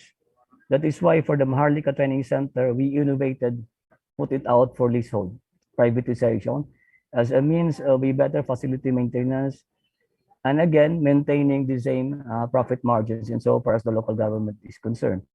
And this goes the same with our public market with the impending development of a public-private partnership. For our commercial buildings also, for the first one, the original 25-year lease has already expired. We also put it up with a new approach, not just the introduction of a goodwill money from would-be lessors or lessees, but it is now being put up for auction.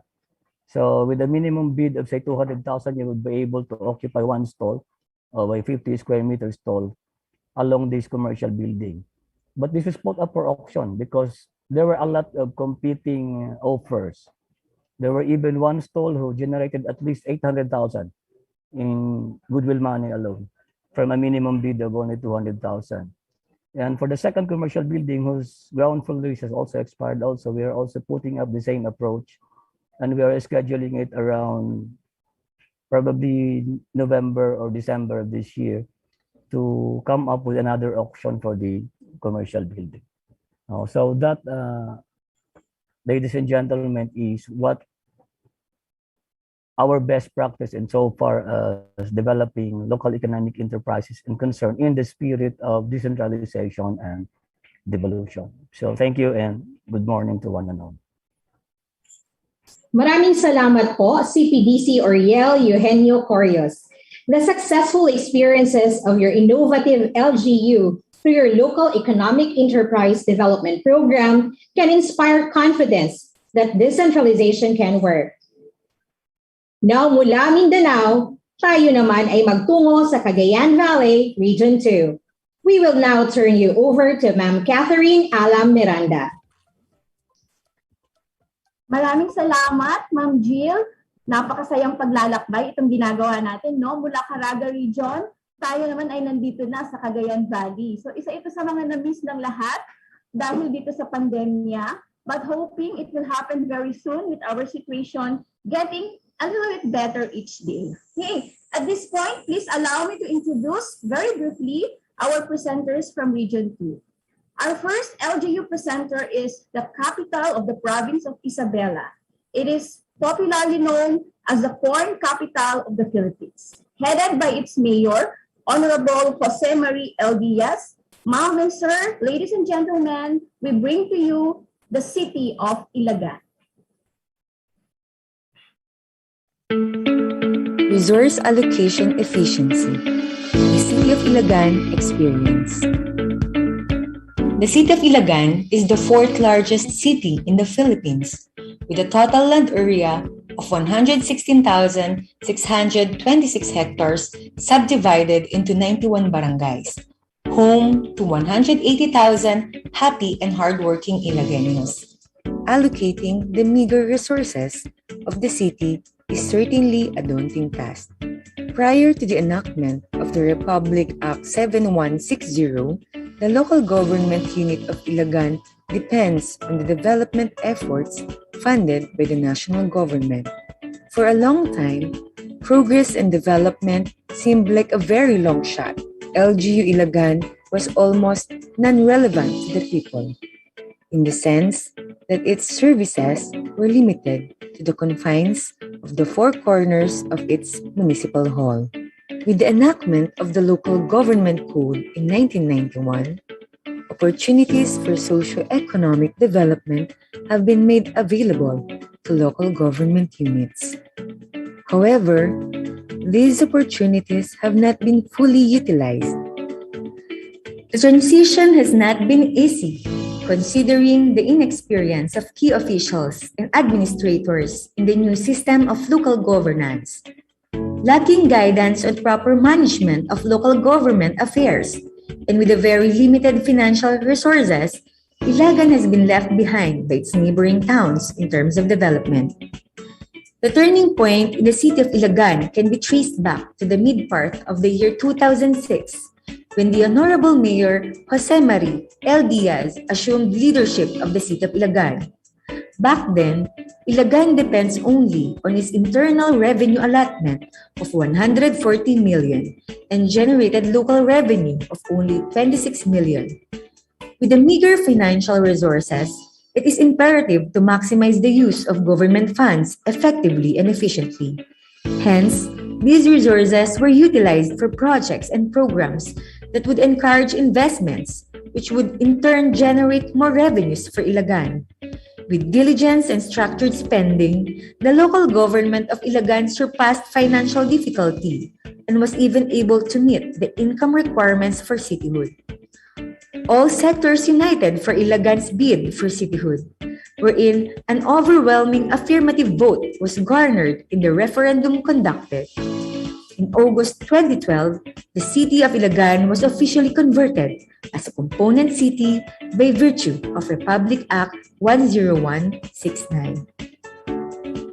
Massive reforms have been instituted, beginning with fiscal management, which entails efficient revenue generation, resource allocation, and expenditure. Of these three aspects in fiscal management, resource allocation efficiency is the key component of the City of Ilagan's development. Under the administration of Mayor Jose Marie L. Diaz, significant reforms to the local budget process has been implemented following the fundamental principles outlined in the Local Government Code, which includes the integration of planning and budgeting functions and the rationalization of the budget process. The city government of Ilagan fully utilizes the available revenue-generating measures provided in the Local Government Code to finance its development plans and operations. Nevertheless, in consideration of the budgetary limitations, prioritizing programs, projects, and activities is essential in achieving resource allocation efficiency. All throughout the resource allocation process, Mayor Jose Marie L. Diaz endeavored to look into the real and felt needs of the people. He ensured representation and involvement of civic groups, people's organizations, and the general constituency through personal consultations in an effort to include all sectors of the community in the decision-making process and in the formulation of development and investment plans.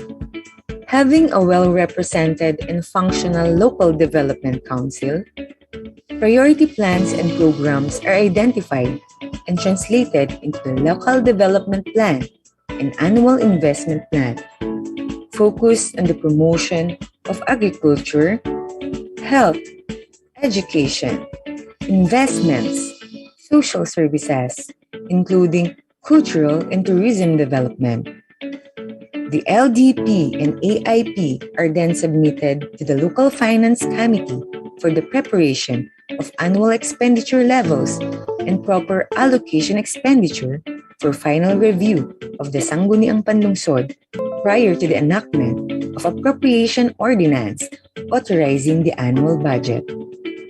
The city government of Ilagan implements prudence in allocating its resources by ensuring that every centavo spent has greater socioeconomic returns in the form of sustained economic growth and optimum government services.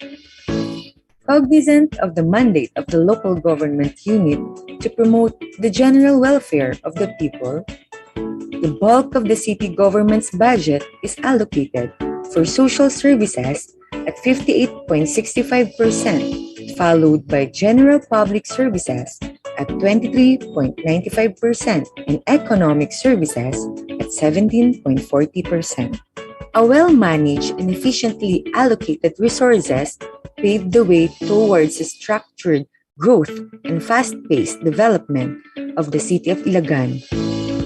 With only 15 years since the city government initiated its fiscal reforms, the city of Ilagan now boasts of having constructed its new city hall, 100-bed capacity City of Ilagan Medical Center, 30-bed capacity San Antonio City of Ilagan Hospital, San Antonio City of Ilagan Molecular Laboratory, 2 city health offices, and 1 satellite city health office, City of Ilagan Physical Medicine and Rehabilitation Center, providing free services, a blood bank station conducting regular bloodletting activities, a state-of-the-art DRRM command center complete with modern equipment and highly trained personnel, City of Ilagan Hotel, City Mall, and an Olympic standard sports complex,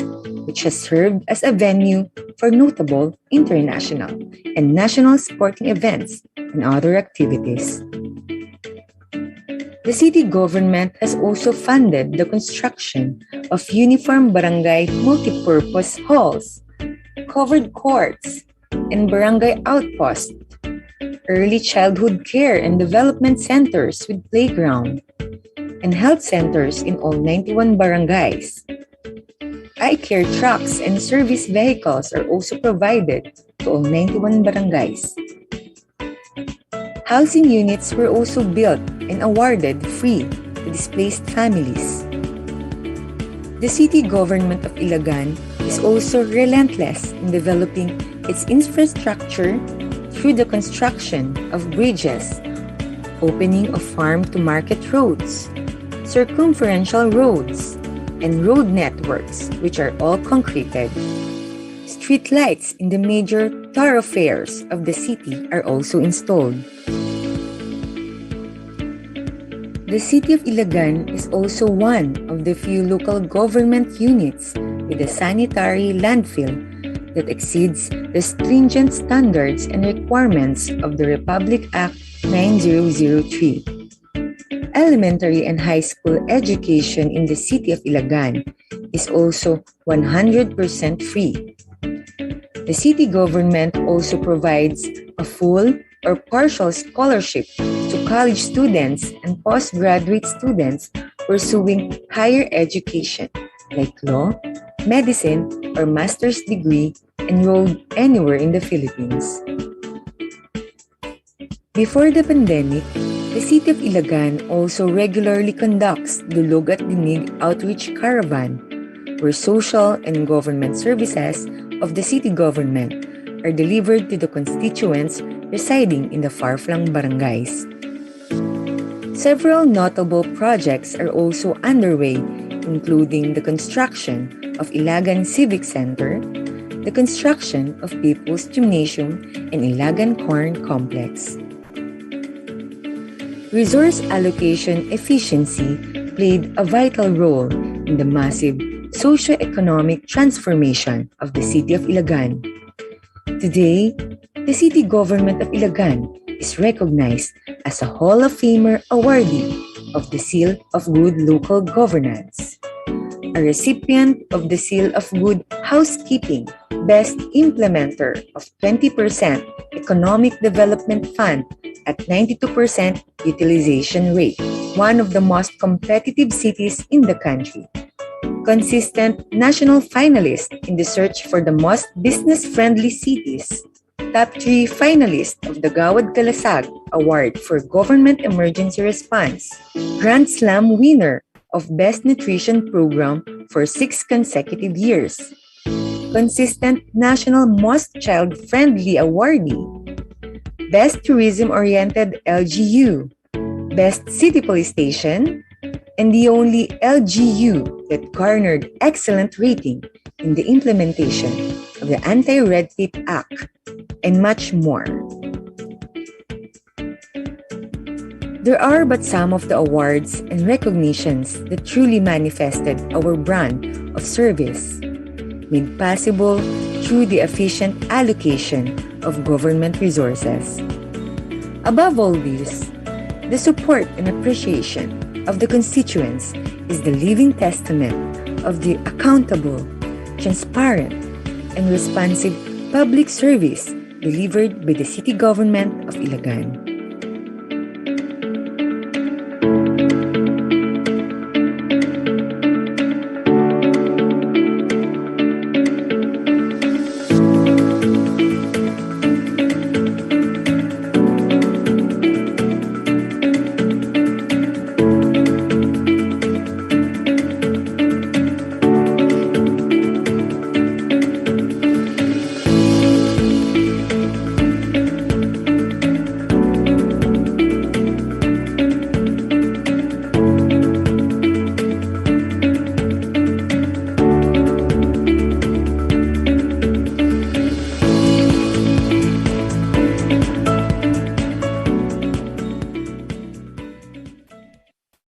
Thank you so much, City of Ilagan.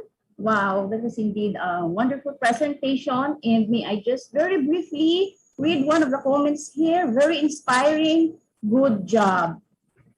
Thank you so much once again. Joining us also in this platform on behalf of the City Mayor, Jose Marie L. Diaz, are Sangguniang Panlungsod Member, J. Diaz, and the City Budget Officer, Ma'am Mercedes Yadao. So just a very brief take-off from the presentation.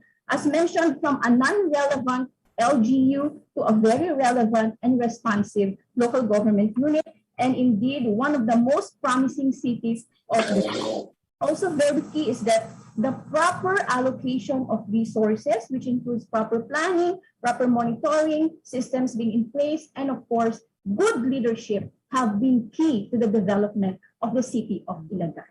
Once again, thank you very much to the City of Ilagan through our Honorable Mayor Jose Marie L. Diaz. So at this point, please allow me to introduce our second presenter. Our second LGU presenter is the capital of the province of Cagayan and is regarded as the regional center of the Cagayan Valley region. Ma'am, sir, ladies and gentlemen, may we welcome the City Mayor, Honorable Jefferson P. Soriano. Mayor, you now have the word. Yes. Good morning to everybody. Director John Arias Macaspac of the DBM, Attorney Lamberto Llamera Jr., Municipal Mayor of Libjo, Province of Dinagat, Mr. Correos of Surigao City, Mayong Buntag, Kaninyo Tanan. Of course, my neighbor, Honorable J. Jose Marie Diaz, City Mayor of Ilagan, fellow workers in government, ladies and gentlemen, good morning. First of all, may I congratulate the ILG in the celebration of our 30th year of the Local Government Code. Truly, the Local Government Code has empowered all the LGUs in governance, and it has given us broader powers, but also with heavier responsibilities. The LGUs through the Local Government Code has been the cutting edge of governance of the country. We are the cutting edge of governance in our country. So may I now proceed with our brief. Good day, fellow public servants. The city government of Tuguegarao is honored to be part of the Philippine Local Governance Forum 2021. We are humbled and grateful for this opportunity to share our best practices in serving the public, particularly on how we utilize our funds through our various PPAs. Tuguegarao City is the capital of the province of Cagayan, the regional center of Cagayan Valley, the regional government center where all national line agencies are conveniently located, the primary growth center of the region, the Center for Higher Education in Northeastern Luzon, the Regional Trading Center, the Regional Support Service Center for Agricultural Modernization and for Tourism and Industrial Development, the backbone to the Cagayan Economic Zone and Freeport in Santa Ana, Cagayan, and the Regional Industrial Center in Cauayan City, and the only digital city in Region 2. The city serves as the springboard for economic affairs and enterprise activities, not just for our own residents and partner local government units within the province, but also for those around the Cagayan Valley region. The Tuguegarao City government is mainly guided by this 16-point agenda in governance, as shown in our slides. That has, the 16-point agenda has guided us not only in the allocation of funds, but also in the priority of our projects. But this time, for 2022, we aligned our agenda with the UN SDGs, so that it is now the 17-point agenda aligned with the 17 areas of the United Nations Sustainable Development Goals. The Tuguegarao City government works on its existing resources in the attainment of its 16-point agenda to achieve the following general objectives: improve the quality of life, which is of course the purpose of governance, through the delivery of basic services, people empowerment, good governance geared towards a smart, sustainable city, which is a platform that uses information and communication technologies and other innovative approaches in strengthening effective and efficient governance through planned development. On our fiscal policies, in support of the budgeting approach of the Tuguegarao City, we have adopted the following fiscal policies and measures: enhance the collection efficiency by launching a vigorous tax information program supported by an intensified tax collection effort, and of course, the e-governance of Tuguegarao, which is the computerization of all our services. Upgrade the scale of the fees comparable with the LGUs of the same class as the city as Tuguegarao City, and finance the completion of projects needing additional funding through borrowings. We have the Barangay People's Day, and we've institutionalized this through City Ordinance number 12/2016, where the Tuguegarao City government, together with the different national line agencies, visits one barangay once a week for the entire year to provide free medical, dental, legal, and all other services that are being offered at the City Hall to the public. The aim of the program is to bring government services closer to the people. Before the pandemic, the Barangay People's Day has already served 87,492 residents from the 49 barangays of the city as of March 2020. The conduct of the Barangay People's Day is considered as one of the best practices of Tuguegarao City government that other LGUs are now starting to emulate. We also have the Barangay Empowerment or Search for Model Barangay. To empower our barangays, we conduct the Search for Model Barangays in Tuguegarao City using the following criteria: administration, transparency and accountability, fiscal management, child protection and development services, barangay health and nutrition services, education, and barangay information and reading center. Through this, we encourage our barangays to spend their funds wisely through meaningful projects that are attuned to the city government's objectives. We also have the Big Brother program. May I elaborate how we came about with this Big Brother program? In 2013, when we were given the privilege to serve Tuguegarao City, our local revenue, the money circulating in Tuguegarao at any one time was only about 11 billion at any one time per PDIC. But in a matter of 5 years, as of December 31, 2018, the money circulating in Tuguegarao ballooned to 33 billion at any one time. This is because, of course, this is the regional center. So our neighboring children, they study here because this is the education center.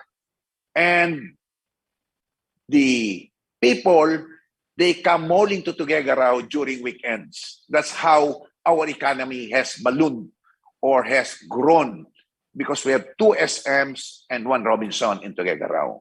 And of course, we have the City Mall and the other malls, the Pure Gold and the other malls that are existing in the other parts of the country.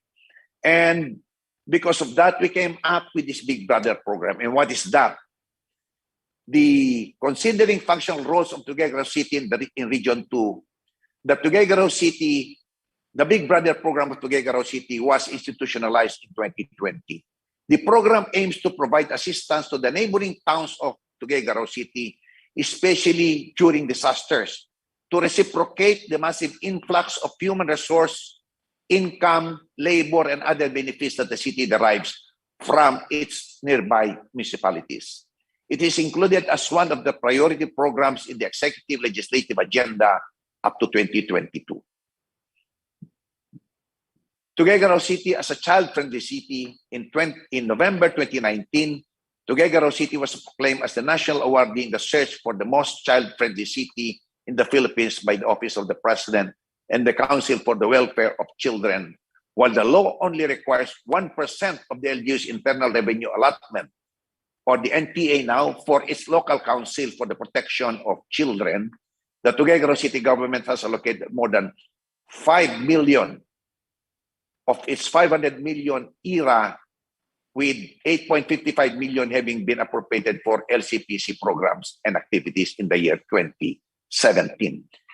Please take note, gentlemen and ladies, that our NPA or IRA, or our ERA, among the 4 cities in the region, we have the smallest ERA among the 4 cities. However, we compensate with a relatively high local sources. So locally generated sources. So to sustain its fiscal autonomy, Tuguegarao City continuously strives to improve its business climate.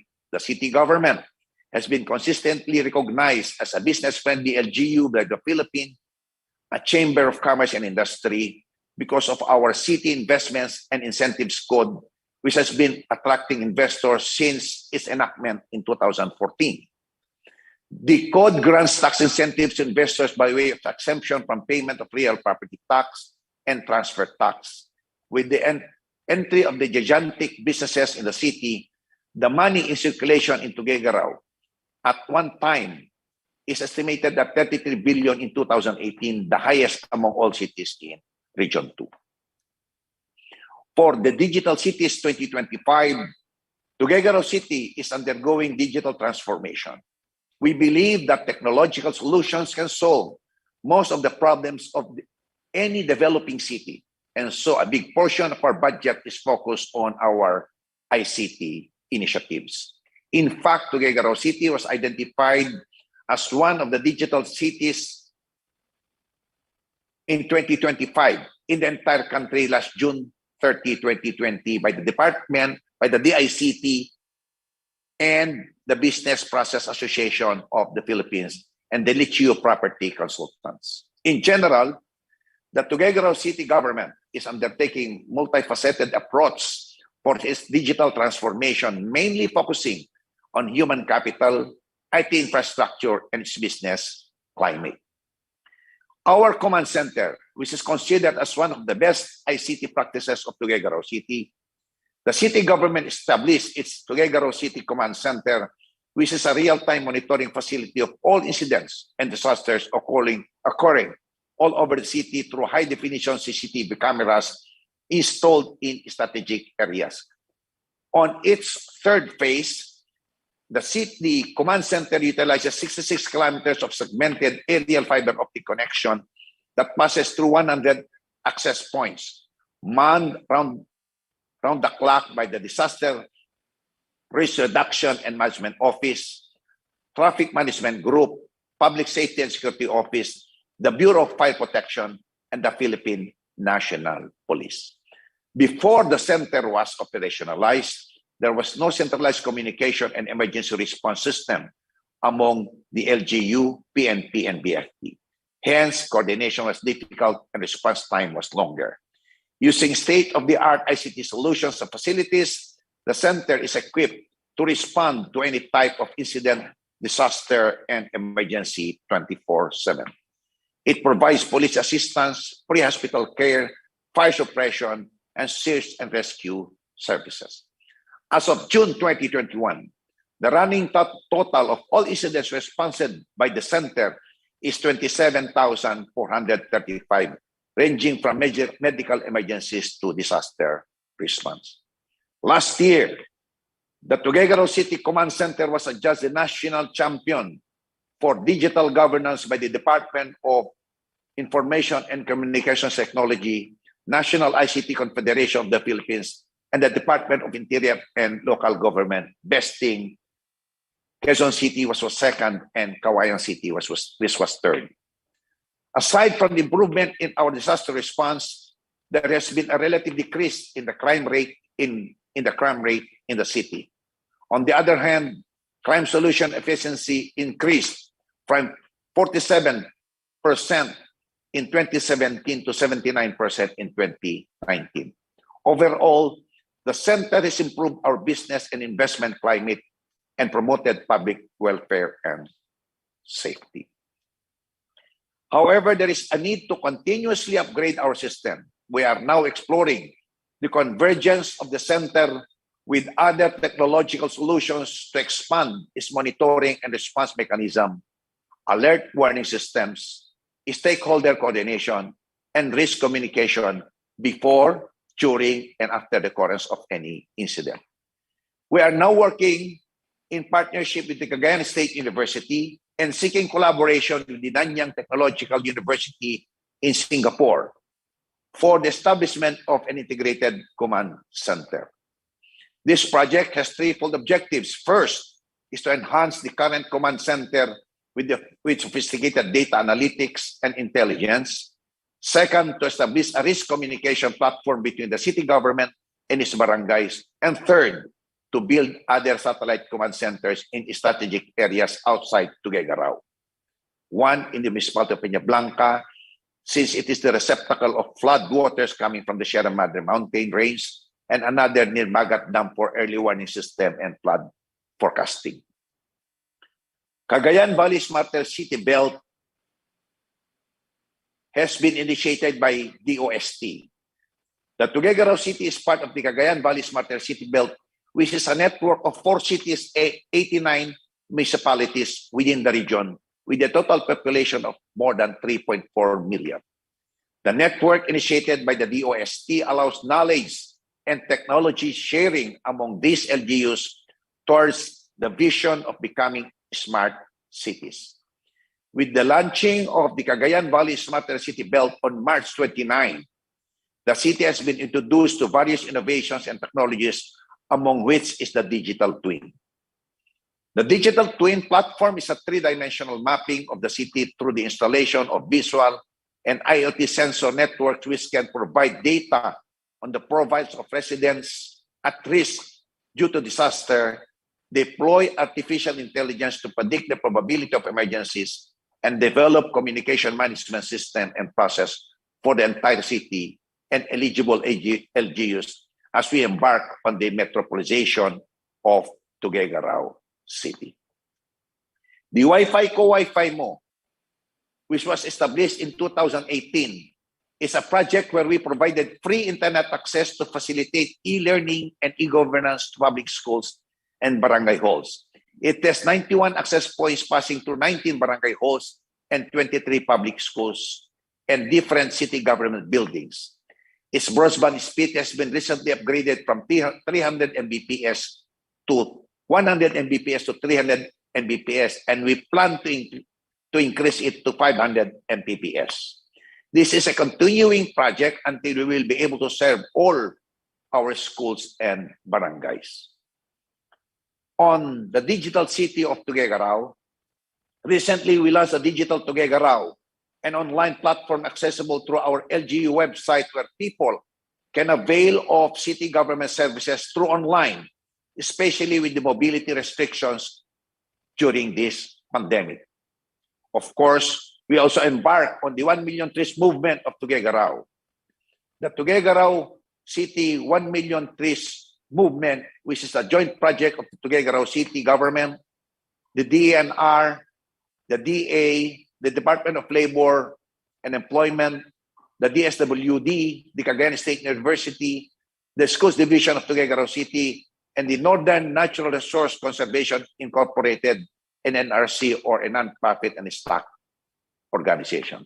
As it connotes, the 1 Million Trees Movement is our hopeful attempt to counter the drastic effects of climate change in our city through the planting and growing of 1 million trees in the next 3 years. Mubagira, these are just a few of the efforts of Tuguegarao City government to improve the quality of life of every Tuguegaroeño.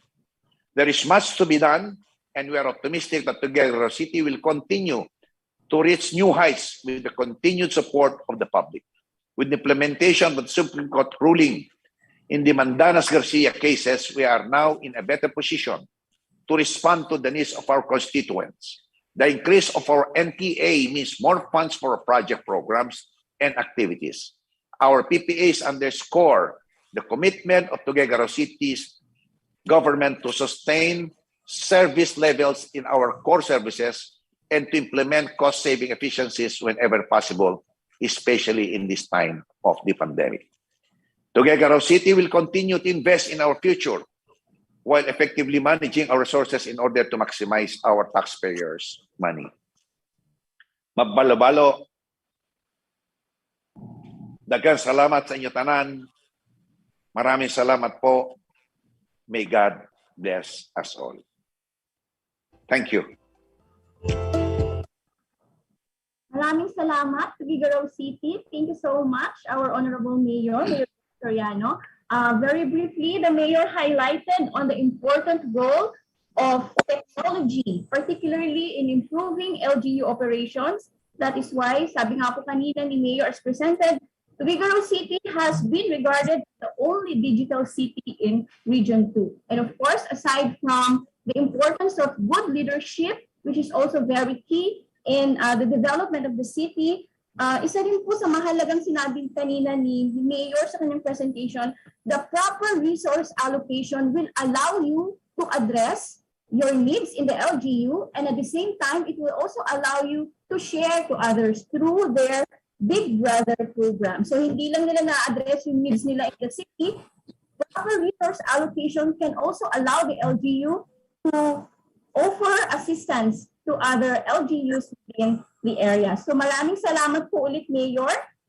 Indeed, our session is getting more interesting and more exciting, should I say. And I think we share the same hope and wish na sana marami pang LGUs ang mag-present at mag-share. But for the interest of time, for this particular session, there are only 4 LGUs. So 2 from Caraga and 2 from Cagayan Valley. So we hope magkakaroon ulit ng ganitong session for us to really be inspired sa ating mga local government units. So at this point, we will now have a 5-minute break. So you can now have your coffee, your drinks, or your snacks as we will now be proceeding to the next part of this session. Thank you so much. Back to you, Ma'am Jill.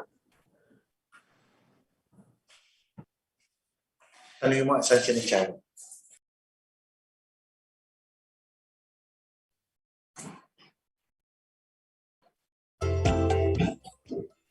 Thank you, Ma'am Catherine. So just like what Ma'am Catherine said, we're going to have a 5-minute break. Thank you.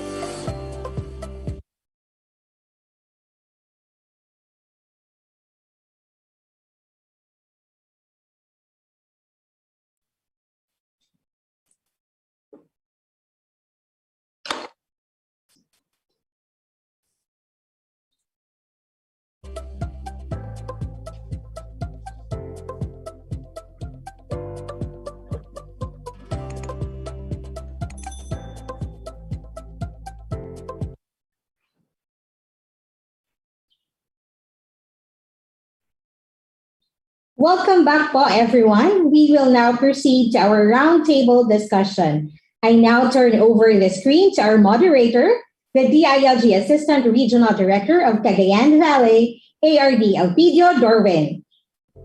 Okay, maraming salamat, Ms. Jill.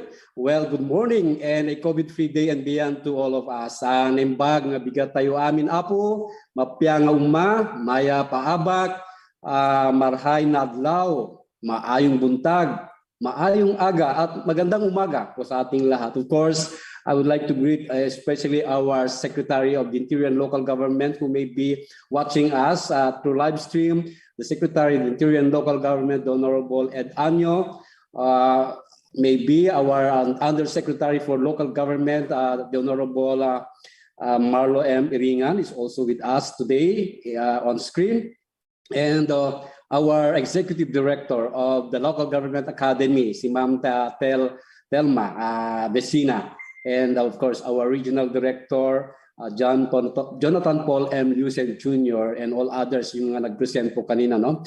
Magandang umaga muli sa ating lahat.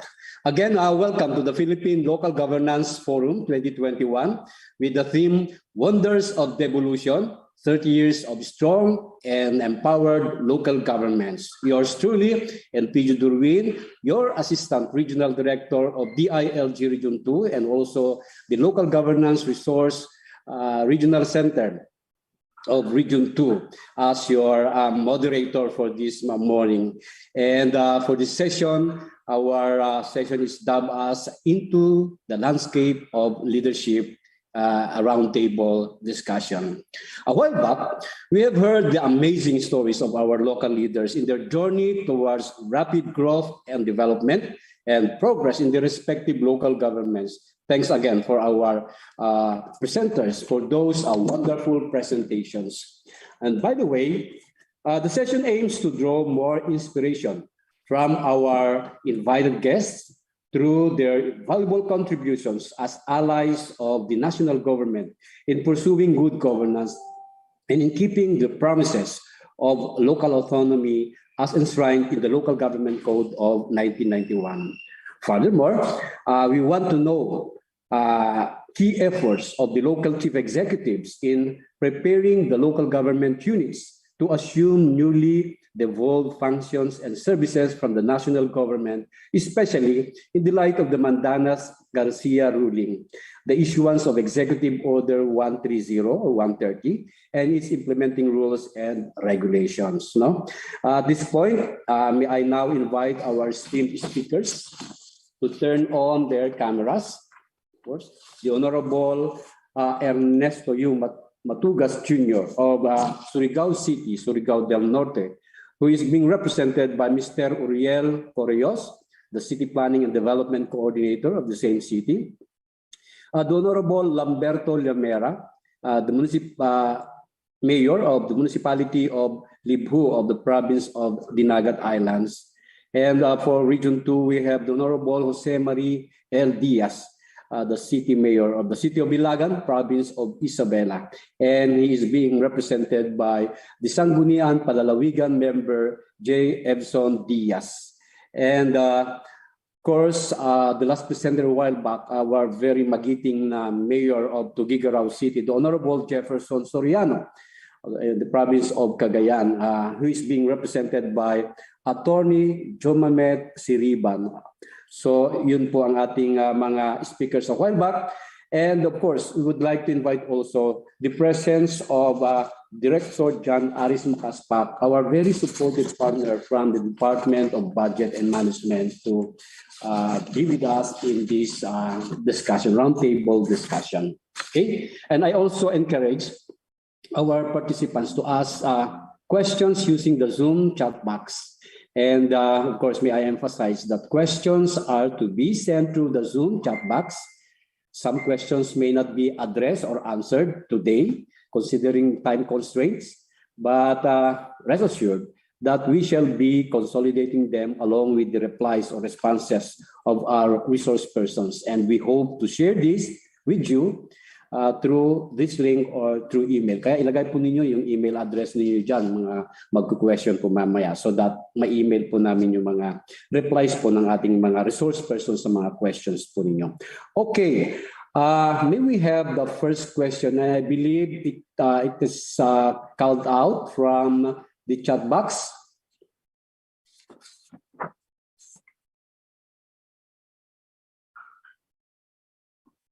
Sandali lang ha. Okay, so kinuha po natin sa chat box itong question na ito para mayroon po tayong interactive participation this morning, no? Okay. And this is addressed to our good director of the Department of Budget and Management, Director John Aris Macaspac. Ito po yung tanong, how about the MDRRM office? Is it still open for creation of additional positions in the waiver? So galing po ito kay Ma'am Carmelita Caparanga Marks via Facebook. Sir John?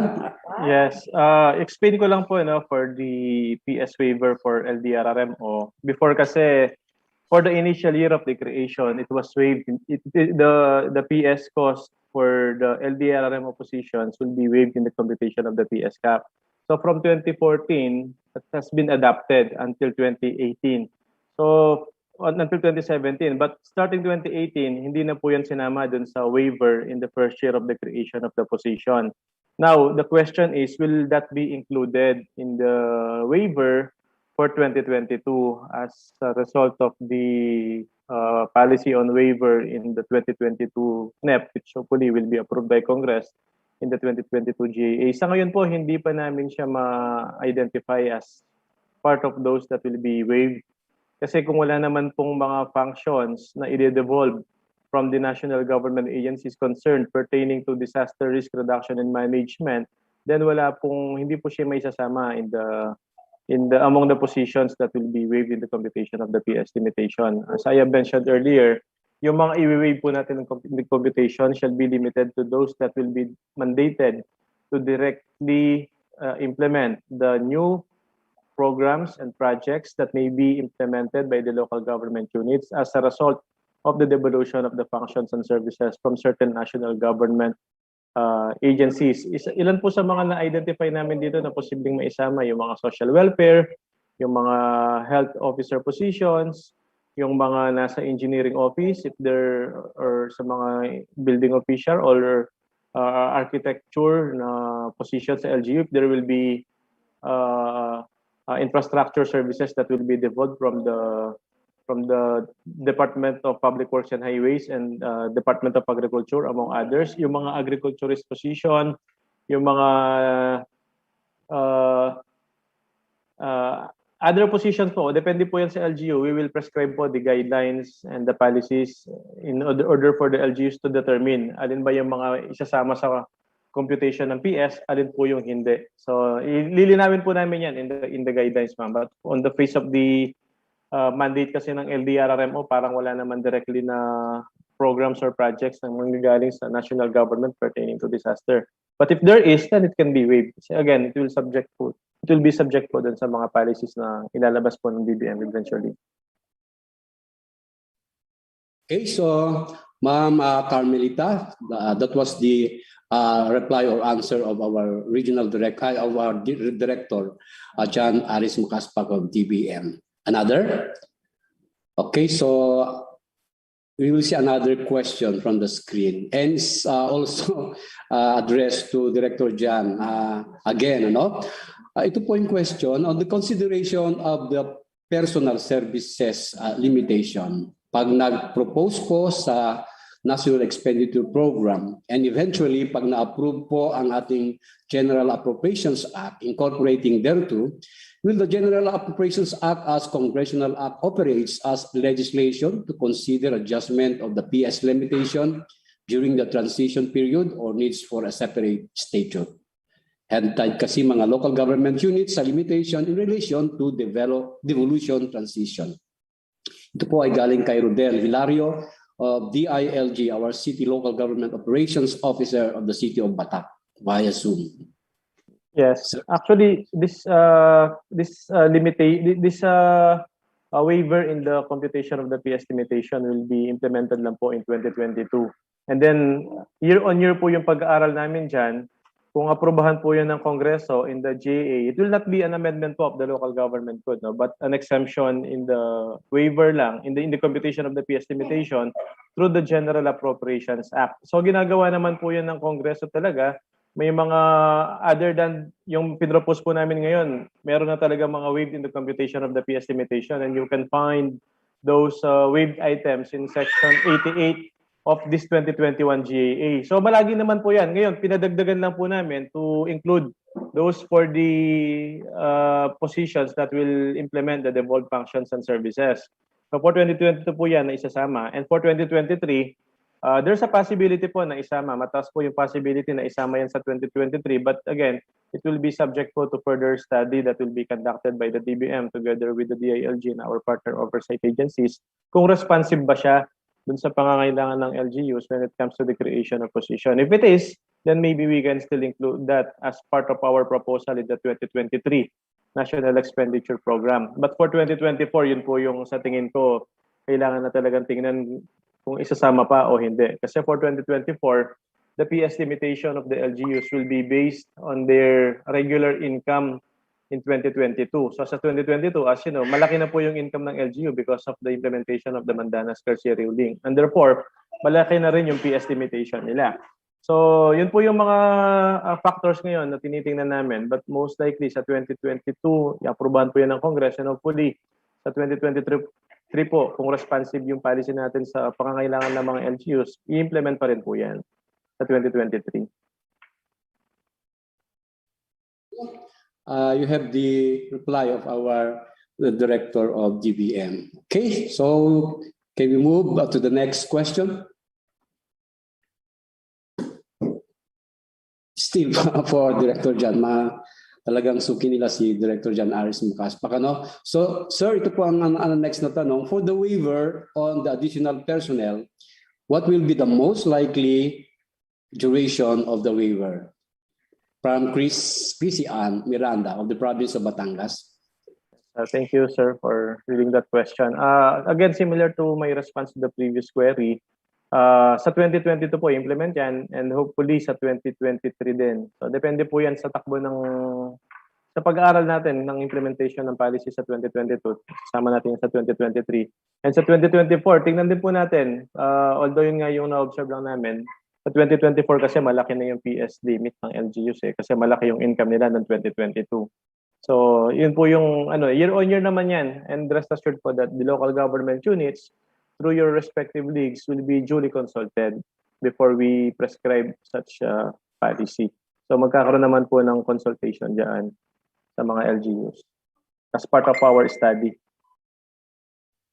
So yun ang maganda. There will be a consultation with the local government units through the different leagues, no? Later on kung yung inaasahan po natin na additional process na ipapa-implement or yung mga time of waiver, this span of time ng waiver, malalaman po natin later on. So maraming salamat Ms. Chrissy Ann Miranda for that question. Then we move to the next. Now, dito naman tayo sa Surigao City. Address po sa representative po ng Surigao City. Sabi dito, how do you ensure continuity of strong support to local economic enterprises activities given or with the changes in political leadership? From John Mark Peros. So, our representative from Surigao City, sir. Yes, good morning. Thank you for the question. Actually, the program, as I have earlier presented, started in 1992. And it's still active to date.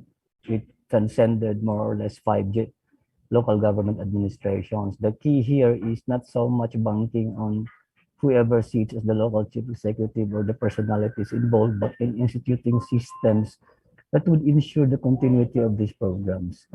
And I think the program has proven itself.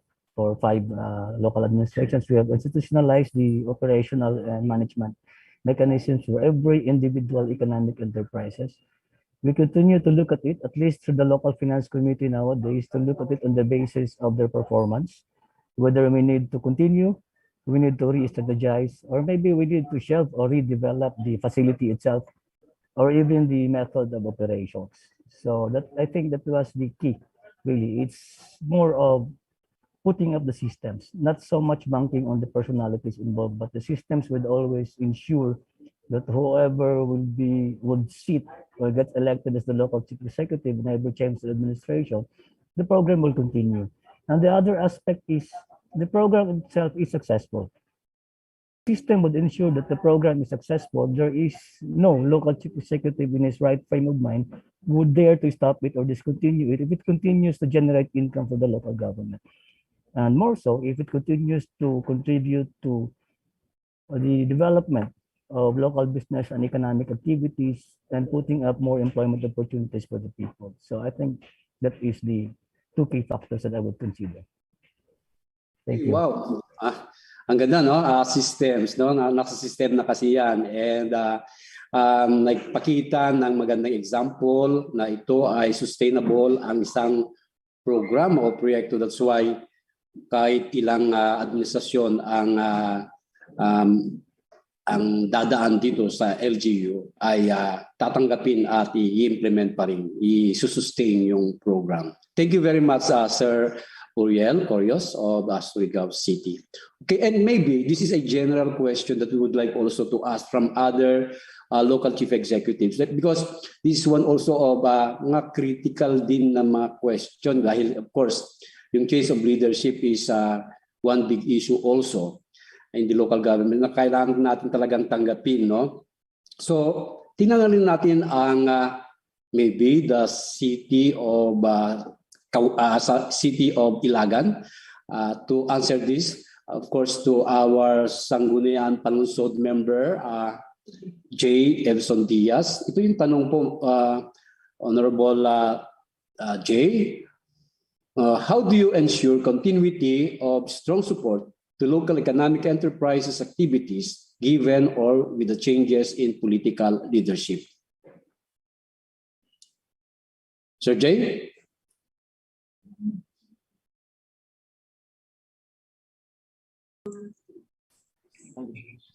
Hello, sir. Hello, sir. Sorry, can you repeat the question, sir? Okay, medyo so, medyo nag-delay po kasi kanina. Okay, sir. Okay, ito po yung tanong po. Ginawa po natin kasi general na tanong na rin dito because this can be applicable also to other LGUs na nag-present kanina because ito yung talaga yung mga issues na kinakaharap ng mga of course, development-oriented people, mga constituents po natin. Kung magkaroon ng changes in political leadership, yun po ang inaalala po ng ating pong mga constituents. How do we ensure continuity of strong support to local economic enterprises or enterprise activities given or with the changes in political leadership?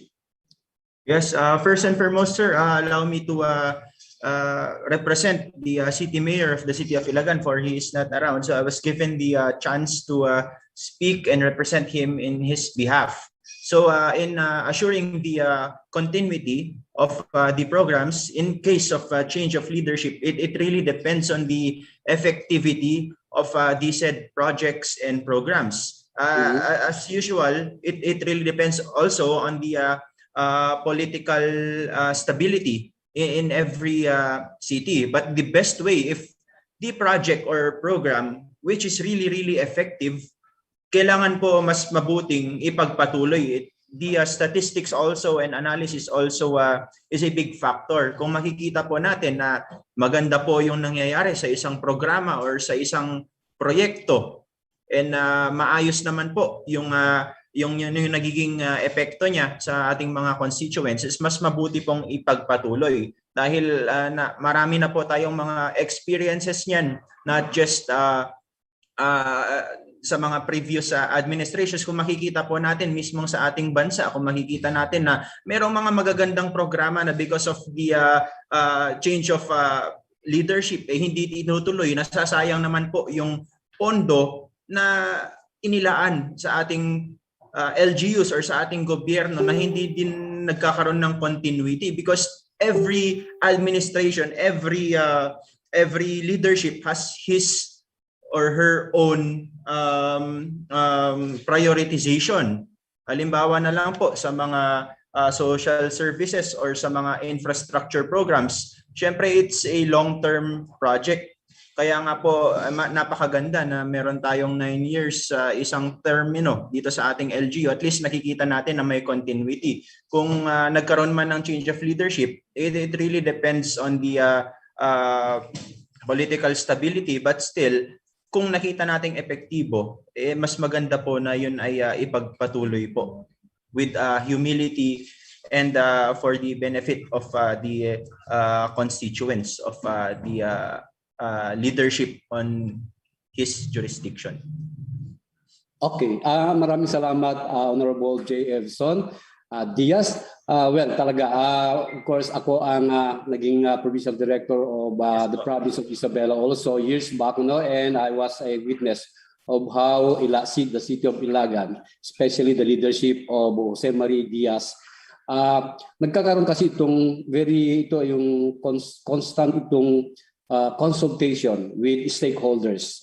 They have a very functional and active local development councils wherein dyan napo-formulate ang kanilang mga priorities. That's why kahit siguro mag-change ng leadership yan dahil nakaplano po ito talaga na based on the needs of the city ay talagang isusustain po yan. And also the excellent communication in the city of Ilagan. Ito ay communicate because of the very active and religious si Mayor Diaz dito sa pagkakandak ng yung report sa kanilang mga constituents every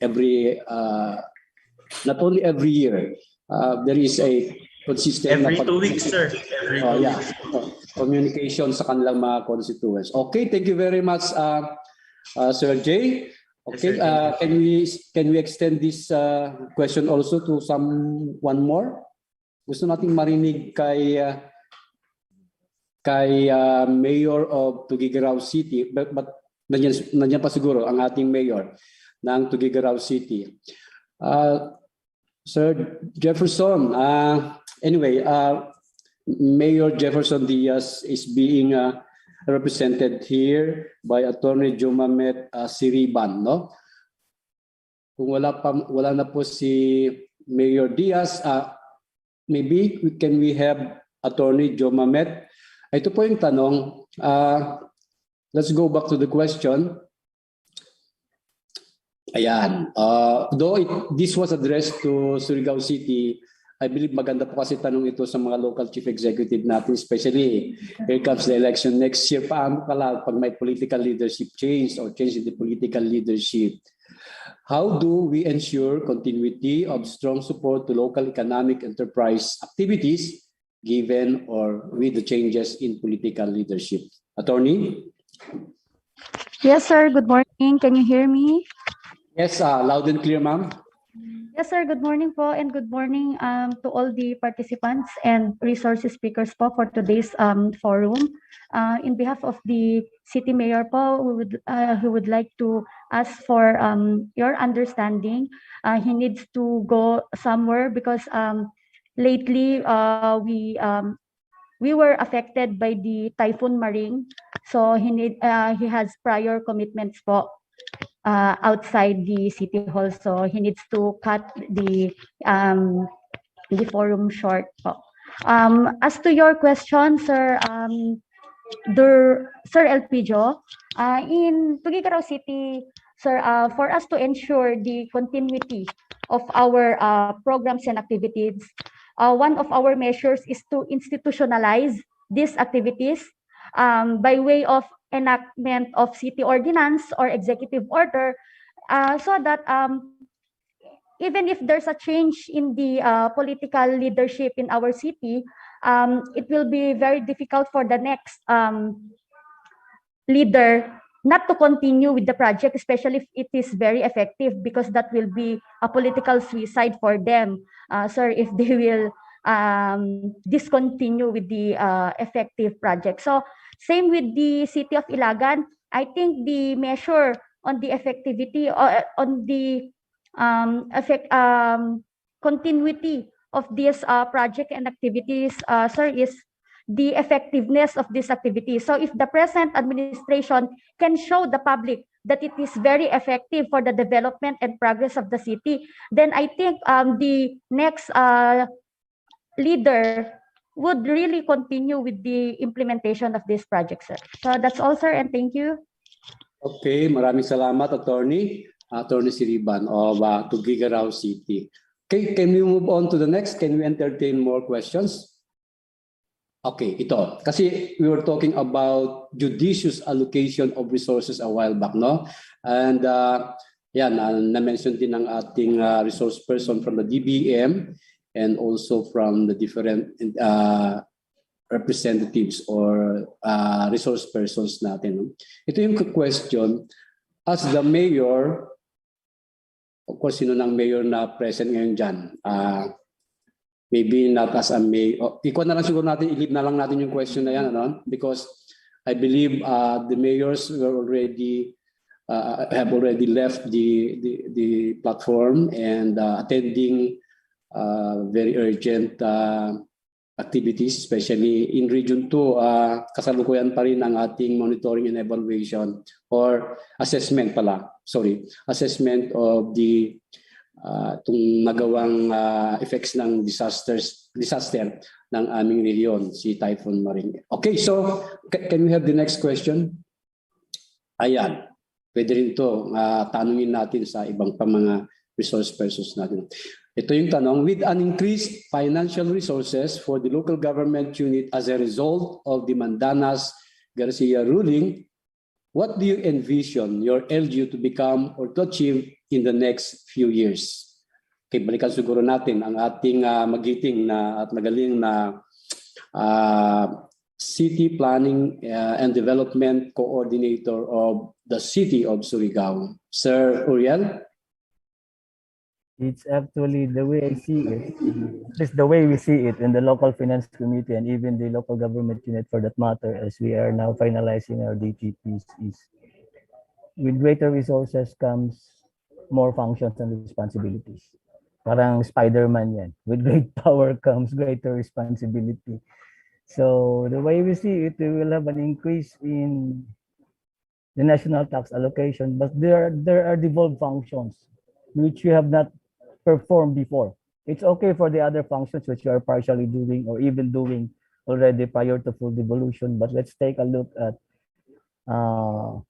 other concerns like the, if I may be very specific, sustainable livelihood program, although we have been implementing that in other measures, but this one is different for the ones that is being done by this WD because they exactly have a different mechanism to implement that, very dedicated project development officers, which would mean additional manpower requirement on our end.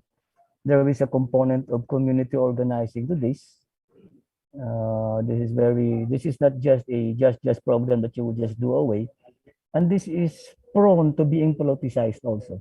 And that one is a very big challenge if we have to insulate the program from political maneuverings, especially with the coming elections. It's good when it was handled by the national agencies, okay? Perfectly, it's really insulated. But once it gets devolved in the succeeding years, this may become a factor, and these are just among the challenges that we are looking into. But if we look at the end result scenario or the goal of really full devolution, it could be done, yes. We see the transition, it would not be easy. We still look up to the national government in terms of additional technical assistance during the transition and even in the succeeding years, because we have to admit, especially for small cities like Surigao, we do not have the luxury of having the right capacity to implement fully all these impending programs that's going to be devolved to us. That will be all for now. Thank you. Okay, thank you, Sir Uriel Correos of Surigao City. Ano? And of course, napakaganda po ang Surigao City. We have been there mga 3 years ago nung sa assessment ng local ng assessment ng SGLG, Seal of Good Local Governance. Ano? At yun nga nasabi niya kanina, expansion of existing programs, projects, siguro ang inaasahan nilang paggagamitan ng kanilang mga increased resources and some other important or priority programs of the LGU. Napakaganda po yan. Okay, may we also ask this question to some other LGUs, like for example, yes, can we go back to Councilor J. Epson? Sir J? With an increased financial resources for the LGU as a result of the Mandanas ruling, what do you envision the city of Tuguegarao to become or to achieve in the next few years? Anong makikita natin? Ano ang city of Ilagan in the next few years? Considering yung nadagdagan yung resources po natin.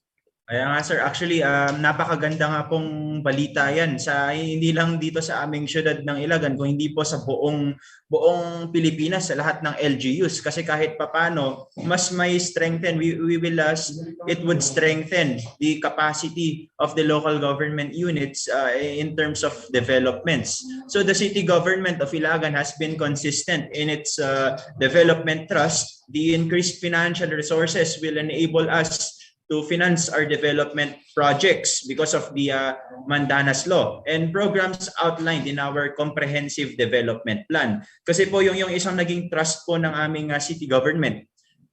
Before the news of the Mandanas Law, way back 2014, kasi po naging syudad po kami noong 2012, after 2 years, nag-craft na po kami agad ng long-term plan na nakipag-partnership po kami sa iba't ibang mga architects, yung mga sikat po na architects sa syudad. Halimbawa po si Architect Palafox, Architect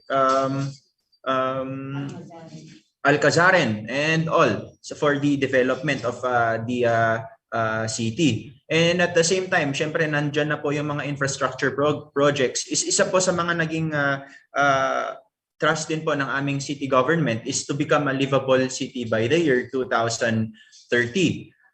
The direction of the city of Ilagan is towards becoming a livable city by 2030, which includes 5 aspects.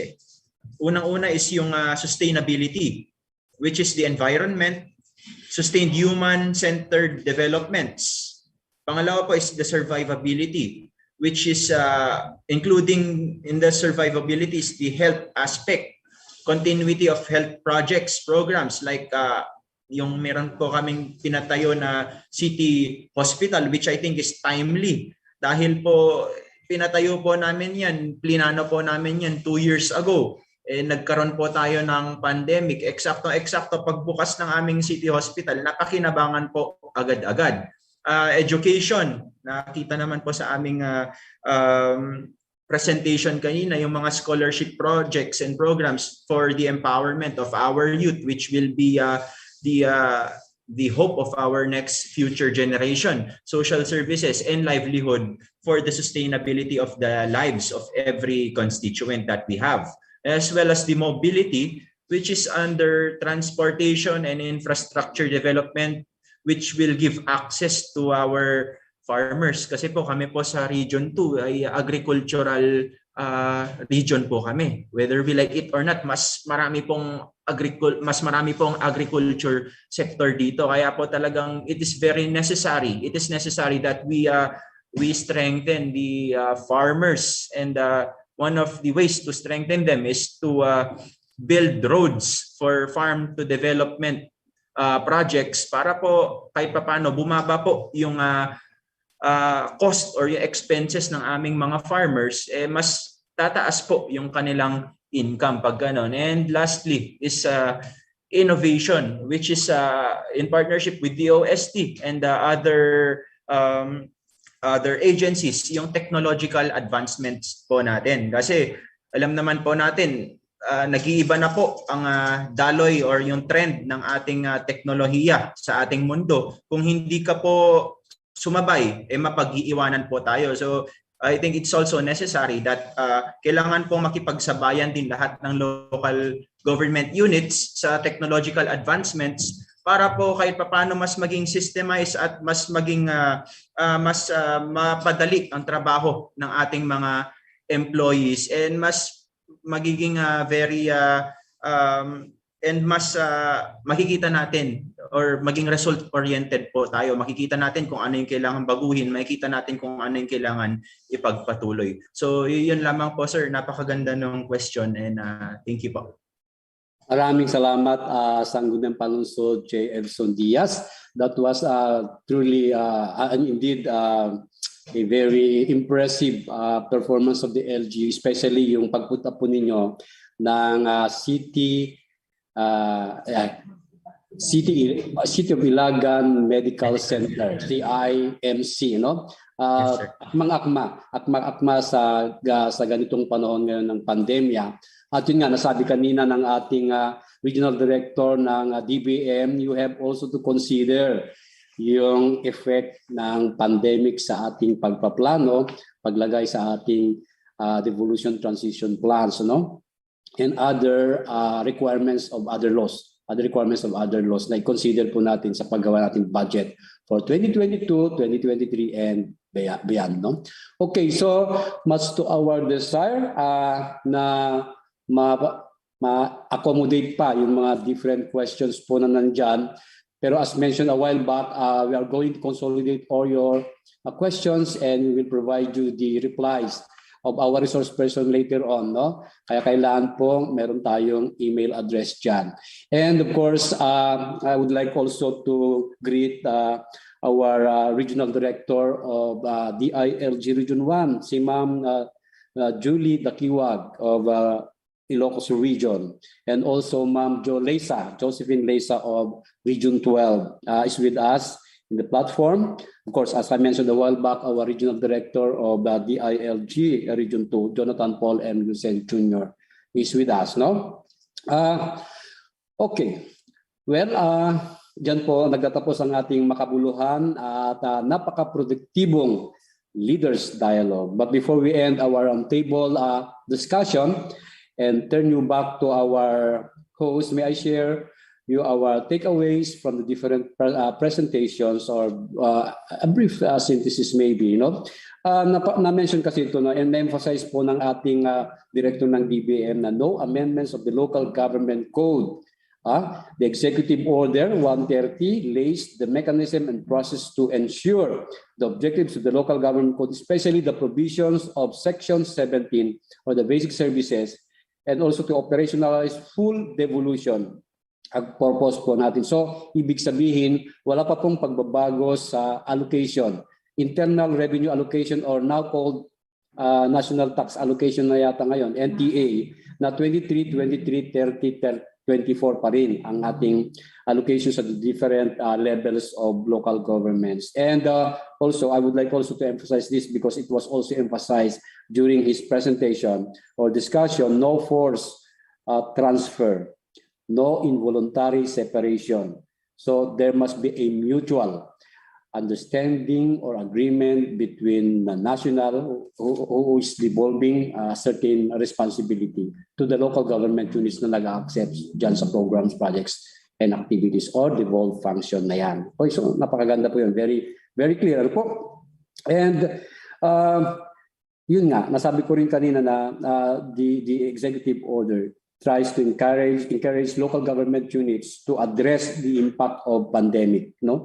Wag po natin kalimutan because sabi nga nila ang pandemic, although very inspiring at nakakakuan na rin ng ating kalooban, mga pakiramdam dahil bumababa na rin ang ating cases of pandemic, but just the same, we really have to address this problem in our devolution transition plans and other, of course, sinabi niya, and other requirements of other laws na nasabi niya kanina.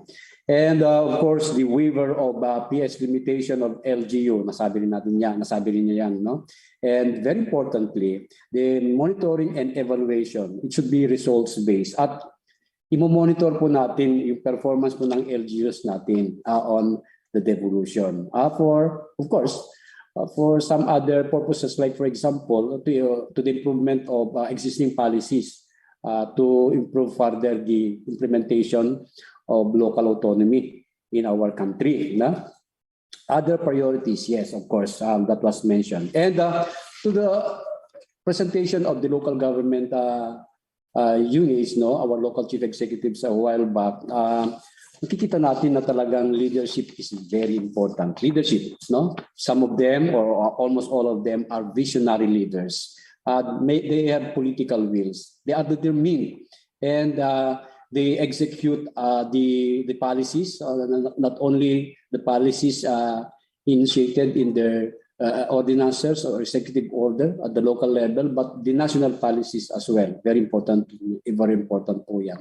And they lay down the processes and strategies. Hindi po basta na lang naisip po nila yan. May proseso at strategies po na sinusundan po nila. Especially sa resource generation, no? This is beyond, no? Nakita natin yung presentation.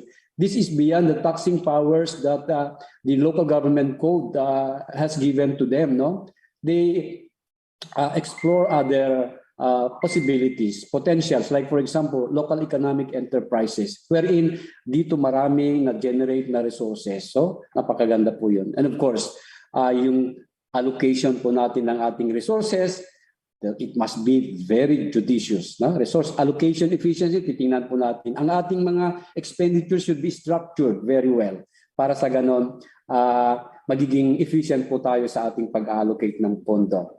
And of course, kagaya ng na-mention ng Ilagan, City of Ilagan, yung rationalizing planning and budgeting. There is a very strong link between planning and budgeting. They have a functional development councils. And of course, they have blueprints to follow. Hindi po hit and miss na naisip na lang ni mayor or ang ating vice mayor or local functionaries ang ganyang programa, no? There should be a blueprint na ipapalo po natin.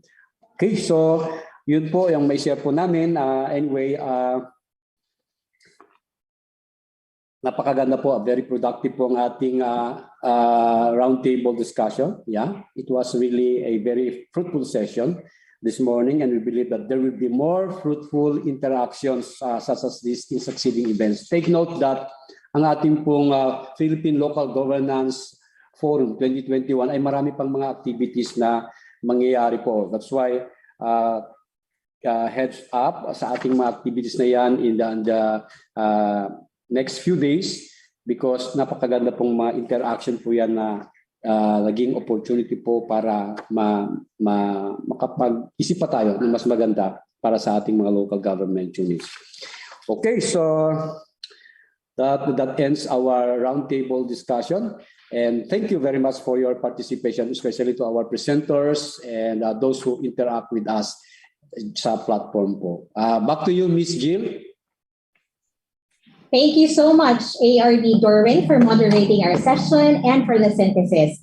Sayang po hindi nakasama si Libho Mayor Attorney Llamera due to challenging internet connection. But I know and I'm sure maraming natutunan sa mga sharing ng ating mga resource speakers, ang lahat ng mga nag-tune in since we started and up to the end of the session.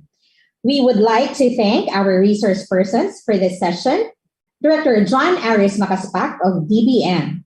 Libho, Province of the Nagat Islands Municipal Mayor Attorney Lamberto T. Llamera Jr. Surigao City, Surigao del Norte, City Planning and Development Coordinator Mr. Oriel Eugenio Corios. City of Ilagan, Province of Isabela, City Mayor Jose Marie Diaz. City of Tuguegarao, Province of Cagayan, City Mayor Jefferson Soriano. Please accept our token of appreciation, e-certificate, and e-plaque, which will be sending to your respective emails, but we will also be sending the physical tokens to your offices. And most especially to our participants, the local chief executives and Sangguniang members, to the local functionaries, DILG officers, representatives from the academic and private organizations, and community members from all over the country. Maraming salamat po. Gentle reminders lang po, to be able to get your e-certificates, kindly accomplish the feedback form. Gusto po namin magbigay ng better experience sa inyo sa mga susunod pang sessions. As you can see on the screen, please visit the links provided or you may scan the QR code. You may also message our chat moderators for any queries. We truly appreciate your feedback, lalo para po sa ikabubuti ng aming mga programa. I know you're all excited for the succeeding sessions. So in your monitors, ayan, makikita ninyo po ang schedules for the upcoming sessions this October. On October 19, let's all tune in for the session on Synergy and Local Governance Local Edition at 8:30 a.m. And please like, follow, and share LGA Facebook page at LGA Philippines and the LGA website at www.lga.gov.ph to know more and get updates about the Philippine Local Governance Forum 2021. Again, the Philippine Local Governance Forum 2021 is brought to you by the following organizations: DILG, Bureau Local Government Supervision, BLGS, DILG Region 2, DILG Caraga Region, and the Local Government Academy. So before we go, may we invite everyone to please turn on your video camera for a photo opportunity. Again, we are requesting all our participants in the platform to please open your video camera for a photo opportunity.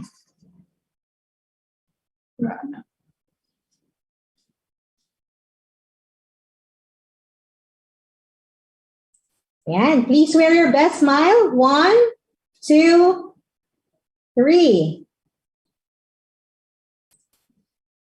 And another one.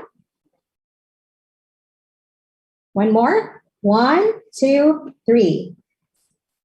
Ayan. Muli, I would like to thank you for attending today and see you in our next sessions. Bye and keep safe, everyone.